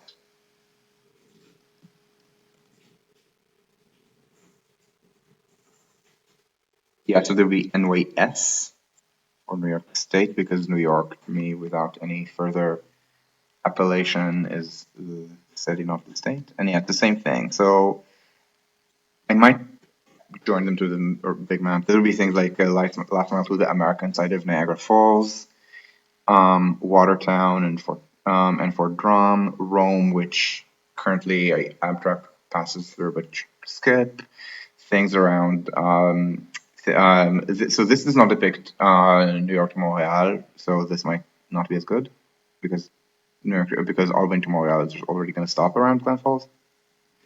Um, Absolutely Scranton, Binghamton, Ithaca. Um, Syracuse somehow becomes a node under this, which is really cool. No, it's not eighth version of the map. There will be V8. Um, so my nomenclature is that a number by itself with a zero would mean zoom level because it comes from an OpenStreetMap grab. Uh, so I do urban maps, like my New York rayon is zoom level 14. Um, National level maps are zoom level 7 or 8. I believe that I think this is zoom level 7. Maybe I'm wrong and it's 6. I don't remember. Um, and I do World War III real maps. I think in zoom level 7 as well. Actually maybe 8. Let's check this. New England. We need to check this in pixels. Yeah, I think I'm doing zoom level 7, not 8 for World War III real. And then this would be zoom level 6. I think. I'm not sure. Um, it's a factor of 2 at each level. Um, so v, so I so my version control is that V1 is the first. So V0 is the first version that I'm seriously planning. Um, V1 is the first version that can be viewed by the public. So, for example, for the Brooklyn bus redesign, I like did some jotting of main streets and corridors and called it V negative one. And then when I joined them as a bus plan, I made them V0, and then we iterated to V 0.5, 0.7, and then the first version release was V1. I think the version we ended up printing and moving on from was V 1.3. This is version control. This is how I do version control. Oh, for Pennsylvania, yeah. I haven't done Pennsylvania yet. It should. I will warn you that it's not going to be as nice as in New England and in upstate New York, because in upstate New York you kind of cover all of upstate New York, and there's even the counterintuitive fact that you're turning Syracuse into a really important node to the point that, especially early on, when there's not going to be like a train every 15, and it has to be turned every 15 minutes or something like that. It might be useful to turn Syracuse into a node even with high-speed trains. So the idea is that this is about an hour by high-speed rail. This is slightly less than an hour. This is slightly less than an hour. So these would be like connections on the hour every half hour. And this means that you could also, so the idea is that initially you would have maybe flink, flink, and flink, and this flink and this flink would have a timed connection, same direction. And in Syracuse, it would just be time connection to all, I guess from the trains to New York to all the trains to, well, I don't think you can say connections to Boston because then you can also connect them, because that gives you both Albany and, I don't know, to all these other destinations that I depicted on the New York map. The issue is that with Pennsylvania, it's very different because in Pennsylvania, it's entirely the eastern part of the state. It would be entirely things like Allentown, Scranton, Reading, not so much the other things. So state colleges are horrible legacy rail. I don't even think it's on the legacy trains. Let me check. Altoona is, but Altoona is has famously something called the horseshoe curve. Like the Appalachians are just dreadful for this, and you need to either accept very low speeds so people are just going to drive, or build a high speed line. Yeah, State College isn't even on it is not even on any main line, and it might be prudent. It's one of the things that should be studied. Are you going to go direct Harrisburg to Pittsburgh and stop wherever is between, or are you going to try to virtual tuna or State College or whatever? And the thing is, nothing here is viable on Legacy Rail. Again, two mountains. And they're actually, and the only lines that are at least of some level of like good standards are freight main lines. So heavy freight traffic, but also heavy freight traffic uphill. So you can't do any super elevation or do very little super elevation. Um, and the freight trains are even slower than normal. So even if you could, the speed mismatch would kill capacity. So Pennsylvania would get a network. It would be things like Harrisburg, York, Baltimore, To be honest, this might be sufficiently good as to turn this into the main way to get between Washington and Harrisburg, as opposed to going like this, which, for the record, is absolutely viable if you don't own a car. Or like Washington to Pittsburgh like this might actually beat the car. Um, so it might be a shortcut here, which would be either low or high speed. Um, Something to Reading, Allentown, Scranton, um, the Delaware Water Gap region, which is just New York suburbs, so just be more New York oriented. Um, all of this, but it's just going to be Eastern Pennsylvania, and this is the maybe politically frustrating things. Are they of the long base tunnel variety? No, they're tunnels, but not base tunnels. So passenger rail exclusive tunnels with use of steep grades up to 4% to shorten the tunnels a little bit, especially in the farther west parts of Appalachia, the ones that are more normie mountains as opposed to range and valley province, where the mountains are just um, I can just show you, and it'll be very obvious. This is called range and valley province, where it's just thin, regular ridges, and beyond that, it's just more normal mountains where the issue here is that the mountains rise so sharply that it doesn't really matter what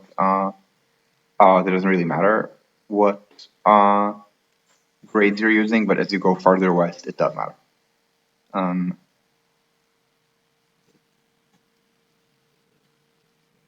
yeah. So anyway, this is the point I was trying to make. I mean, high speed rail always includes low speed rail. The low speed rail needs to be run well, and this is the biggest problem with Amtrak is not that it supports low speed rail, even though in the United States, for the most part, you should have high speed rail and not low speed rail. The US is very good geographically for high speed rail, and the extent of freight traffic means that, like China, it needs high speed rail and not low speed rail like Germany. The problem is to do low speed rail here well, you need to do things like very high levels of reliability. You need timed connections. You need coordinated planning of timetable and infrastructure. You need to think in terms of trains per hour, not trains per day. Even on an intercity line, I mean, if you can't run an intercity line every 2 hours, you should not run it. And now I am worried about.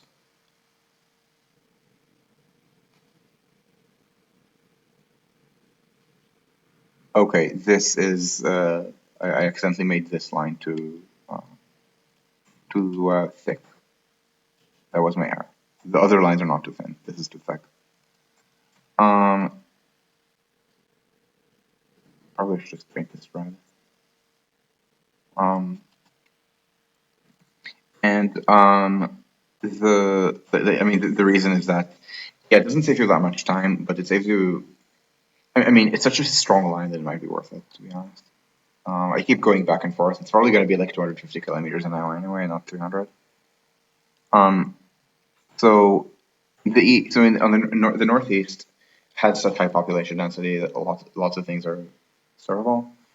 The Midwest doesn't. I mean, it has decent population density, but it's fewer larger cities usually. Michigan is the big exception.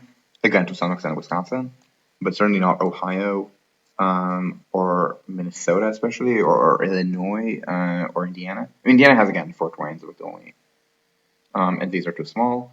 The South is also kind of annoying because Virginia does have. I mean, Virginia. I mean, there's an Amtrak Virginia service. It's not even that bad, mostly because there's not a lot of freeway competition. It goes up until here to Lynchburg. I'm forgetting whether it goes to Roanoke. But it would be something that would be viable, especially if the Northeast Corridor were better. Even that by itself would make it viable to run, let's say, half-hourly service here. Um, I want to say you would not want to throw run. So right now they're running, and this is a bad idea because this is a less reliable train. This one probably should be smaller also, but you can time the connections. And of course, as soon as there's high speed rail between New York and Washington, you don't time connections to a train that runs at start of service 10 minutes, and as more of the system gets built every 3.5 minutes, maybe. Like 16 trains per hour are actually viable up from Washington. It's like actually going to stress capacity this part, if everything is built and if my model is correct. If So yeah, Virginia might have this, but I mean, it's just Virginia. So much of Virginia is um, Hampton Roads, Richmond, and the suburbs of DC. I mean, 3 million suburbs of DC. 1.7 is Hampton Roads. 1.3 is Richmond, so it's about 6 million. And yeah, there are the other towns of like 300K each, but um, 6 million is two-thirds is more than two-thirds of the state's population already. Um, yeah, it actually. Okay, yes, definitely, and this is something that I hope Fifth Square can also help with in the same way that Transit Matters is peripherally involved in things like Boston to Springfield. So yeah, this is something that okay, NYC to Allentown might look a little weird for Fifth Square, but eventually ETA will talk about that. But something like Reading to, but talking about a network where Philly gets to connect to a bunch of different places and suggesting where in other states cooperation is required. There would be things like New York to Allentown, better service from Philly to Atlantic City, maybe maybe even Wilmington to Salisbury. That would also be very valuable. Um, And so the point is, this is like this high speed line starts most of the state. Yeah, you could do low speed lines here, but most of the state is this. North Carolina is less urbanized, but I guess you can like do a low speed net on things like to Fayetteville and Wilmington. It's just I don't think it's as viable as in Michigan. Whereas high speed rail gets more viable because it's on the way. South Carolina is actually has to be low speed rail just because Charleston is not on the way to anything.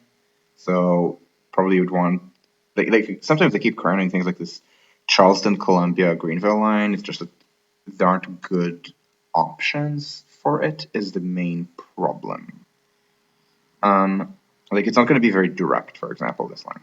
So this is Charleston to Columbia, uh, to to upstate, and then you're going to hit Spartanburg and Greenville. Like this is not a bad line. It's just kind of circuitous.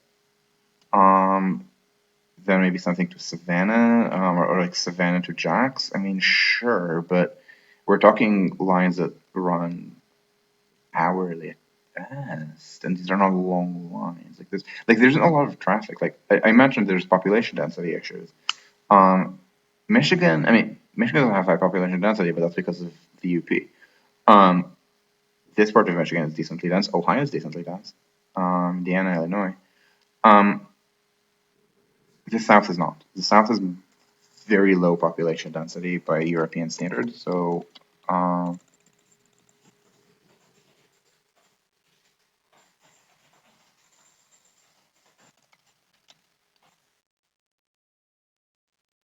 and this should also tell me the density. No, it doesn't.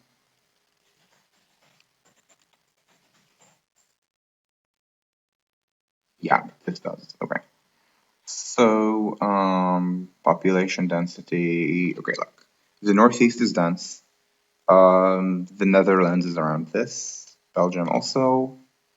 Germany is around here. France is around here. So Florida is pretty dense. Yeah. But Virginia, you're already getting to population density that's low by Western European standards. North Carolina, South Carolina, like these are not dense. These areas are not as dense. And remember, this is especially, for example, Georgia. It's American population. I mean, Georgia has 10 million people. The metro area of Atlanta is 6 million of them. Uh, that is the Mid Atlantic RAN. Ooh. Oh, right. I can't click links on this because OBS is being annoying. Let's look here and discuss. Thanks for this, man. Yeah, okay. So red would be the high speed lines that are relevant. So okay. So here you are include. Oh, you're including a lot more stops. I imagine. I imagine a lot of these are going to be skipped, or these stops on commuter lines that run with the high-speed trains. Um, Things like, oh, right, because this is the red stop for Trenton, and then, okay, I see what you're doing. Yeah, okay. So you have a red stop for Lancaster, like an express stop, I guess. Or for Wilmington, and then you have the local stops like Newark, Aberdeen. Okay, I can see that. Ooh, and you have this connection to Baltimore. Yeah, this I imagine needs some tunneling. But that's fine. I mean, Washington's a big city. It's money, but it's not stupid. One of the things that should be studied. Okay, now we're doing now there's the blue lines, the slow lines. So Atlantic City and Cape May. Yeah, great. Delmarva, Salisbury. Um, is there a way I can? Is there a way I can not have this? Collapse map legend. Okay. Just because my head is on the right. Um, yeah, New York to Scranton. Ooh, you're doing a Scranton commuter line. Okay, I could say that. I mean, probably I presume it would need to be pretty short trains and like designed essentially as almost like light rail. But yeah, um, New York to Allentown. Oh, Philly to Allentown. Yeah, all really good things. Uh,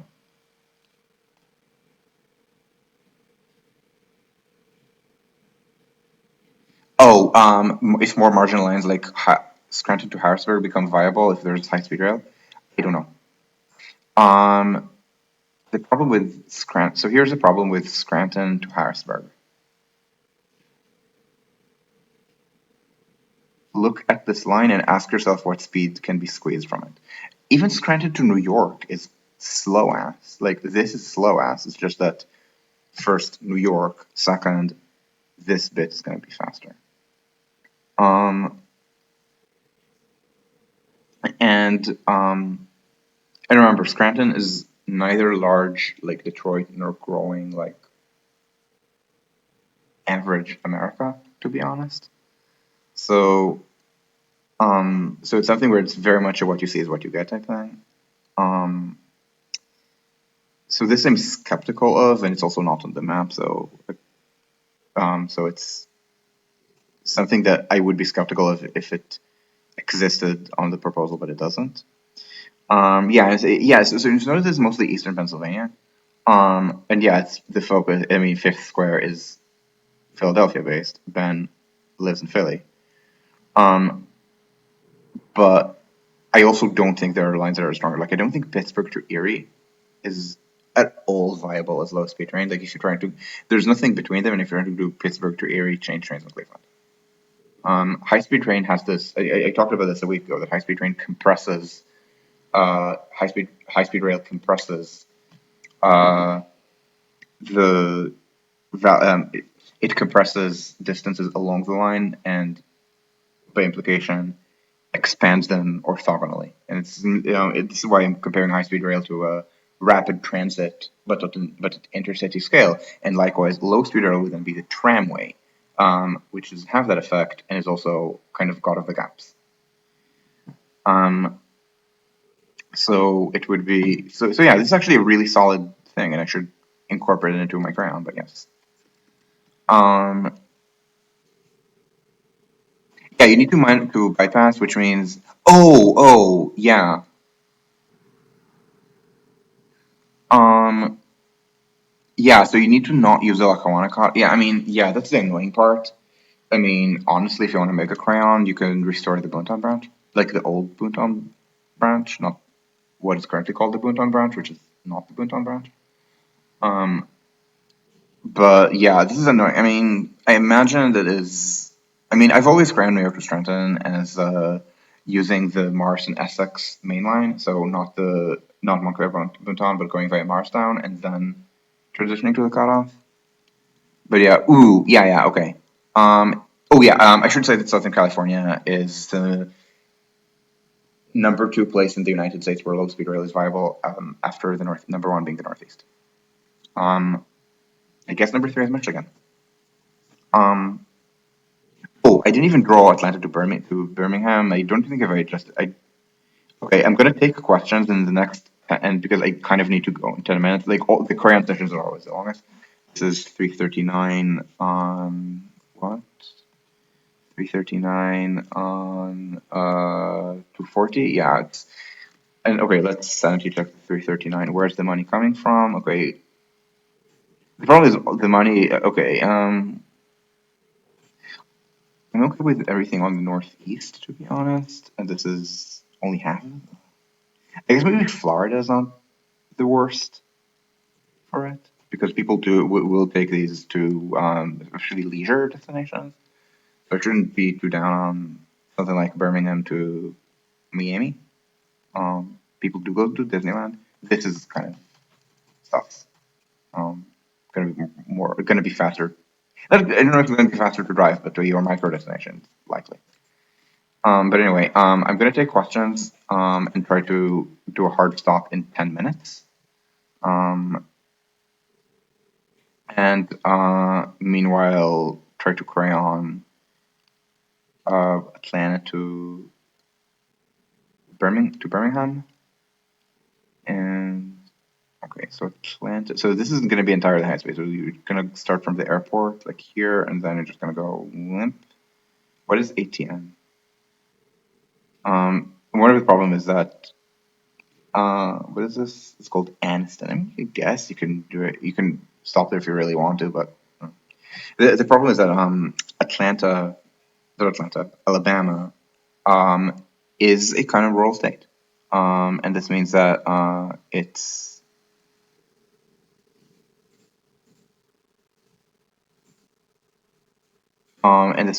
kind of so the cities are smaller and also they're not um, and they don't necessarily follow rail corridors.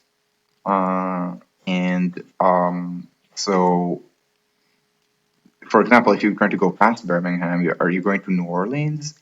Are you going to Mobile? Are you going to Mobile? I don't know what else. Yeah, are you going to Montgomery? Like Montgomery is again one of these like very bratty cities. I mean, very well known for civil rights history. It was also the Confederate capital for 5 minutes until Virginia joined. Um, and the thing is that yeah, Montgomery is not an important city nowadays. I think in Alabama it goes Birmingham and then Mobile. Like the Gulf region where it's like more the Gulf Coast where it's more very oil, I think, based. I'm not sure if in Alabama. I know it is in Louisiana, Mississippi. Louisiana is where a lot of the oil gets exported, like the port of like the port of South Louisiana, just because of Mississippi. I think is by far the biggest I think oil port in the United States, way more than I think that Houston. Houston is, I mean, there's oil in Texas, but Texas is at this point mostly professional services for the oil industry. In the same way that there's no oil in Calgary. Uh, Calgary is where the engineers who then go make decisions about which reservation will not have drinking water live. And if I'm sounding somewhat negative about the oil industry, this is because I have normal. Let's also do Shinani's why not? Because I have normal political views, and basically everyone hates the oil industry to the point that the oil industry keeps referring itself as energy. Um, yes, LA San Diego should be high speed rail. However, LA San Diego would also work as low speed rail. Almost to the point that I suspect that the best way to do a high speed rail is to start with low speed rail and turn it into like a 250 kilometer an hour top speed, like 160 ish kilometers an hour average speed type car. It's not gonna be the best, but it's also really difficult to build high speed rail there. And it's a corridor where yeah, I mean, you can. It's just, the curves are annoying. Yeah, I know. The curves are just really annoying for this. It's a little bit like how in Connecticut, New York to New Haven, even with like a lot of bypasses, it's not going to be very high average speed. Like Granite is, I think, 40 minutes maybe, so 170 kilometers an hour average speed, which is an average speed that exists in Germany, even on entirely legacy lines like Berlin Hamburg. Um, no, I keep slagging, I keep slagging on German trains for being slow. Um, Many of you guys live in a country with even slower trains in Germany. And when I say things like policy in Germany works at at the pace of a German train, maybe it sounds fast. No, it isn't. It's a slag on Germany. The sad thing is that in the United States, just as in Germany, just as the German government legislates at the speed of a German train, sadly, the American government legislates at the speed of an American train. How good would be?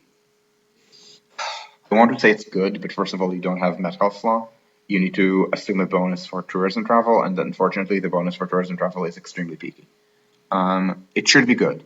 However, I'm just going to say it should be good, but um, it will defend this choice of alignment if it is built. But um, all of like these are really high ROI. This is lower if you believe my formula. There are reasons not to, but if you believe my formula, do this and then this is. It's kind of weird because usually people think of investing in the Midwest as geographic equity, but whereas California is like annoying people on the coast, but pretty sure you're getting higher ROI on high speed rail here than. Again, it's kind of ridiculous, but if you believe my Metcalfe's law formula, again, there are reasons to be skeptical, but if you believe that, then this is what it says. Um, are there other questions? Because as I said, I'm going to hard stop this in web format. It's going to be 3.5 hours of recording. This is always what happens when I crayon, and usually when I don't crayon, it's like an hour and a half. Um, Start closing things. Don't need this. This. This. All right. Um, I will say that there might in the south, I guess Florida might have some low speed rail, like here in south to like southwest Florida maybe. But again, I'm skeptical for other reasons, namely, what's the city center in Florida? Florida is so extremely decentralized, um, and the tourism there is like Disneyland. Um, so so this is why I'm somewhat more reluctant about crayoning blue lines here than I am in Michigan, which is lower density, and lower growth, which I mean negative growth, positive growth. Um, Beyond Birmingham, I mean, I can try to see what happens here, but I doubt it's gonna show very much. Like, I mean,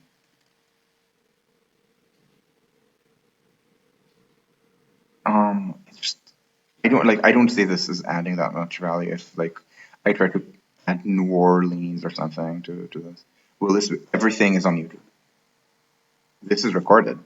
The only stuff that isn't uploaded on YouTube is when the recording conks, which does sometimes happen. Um,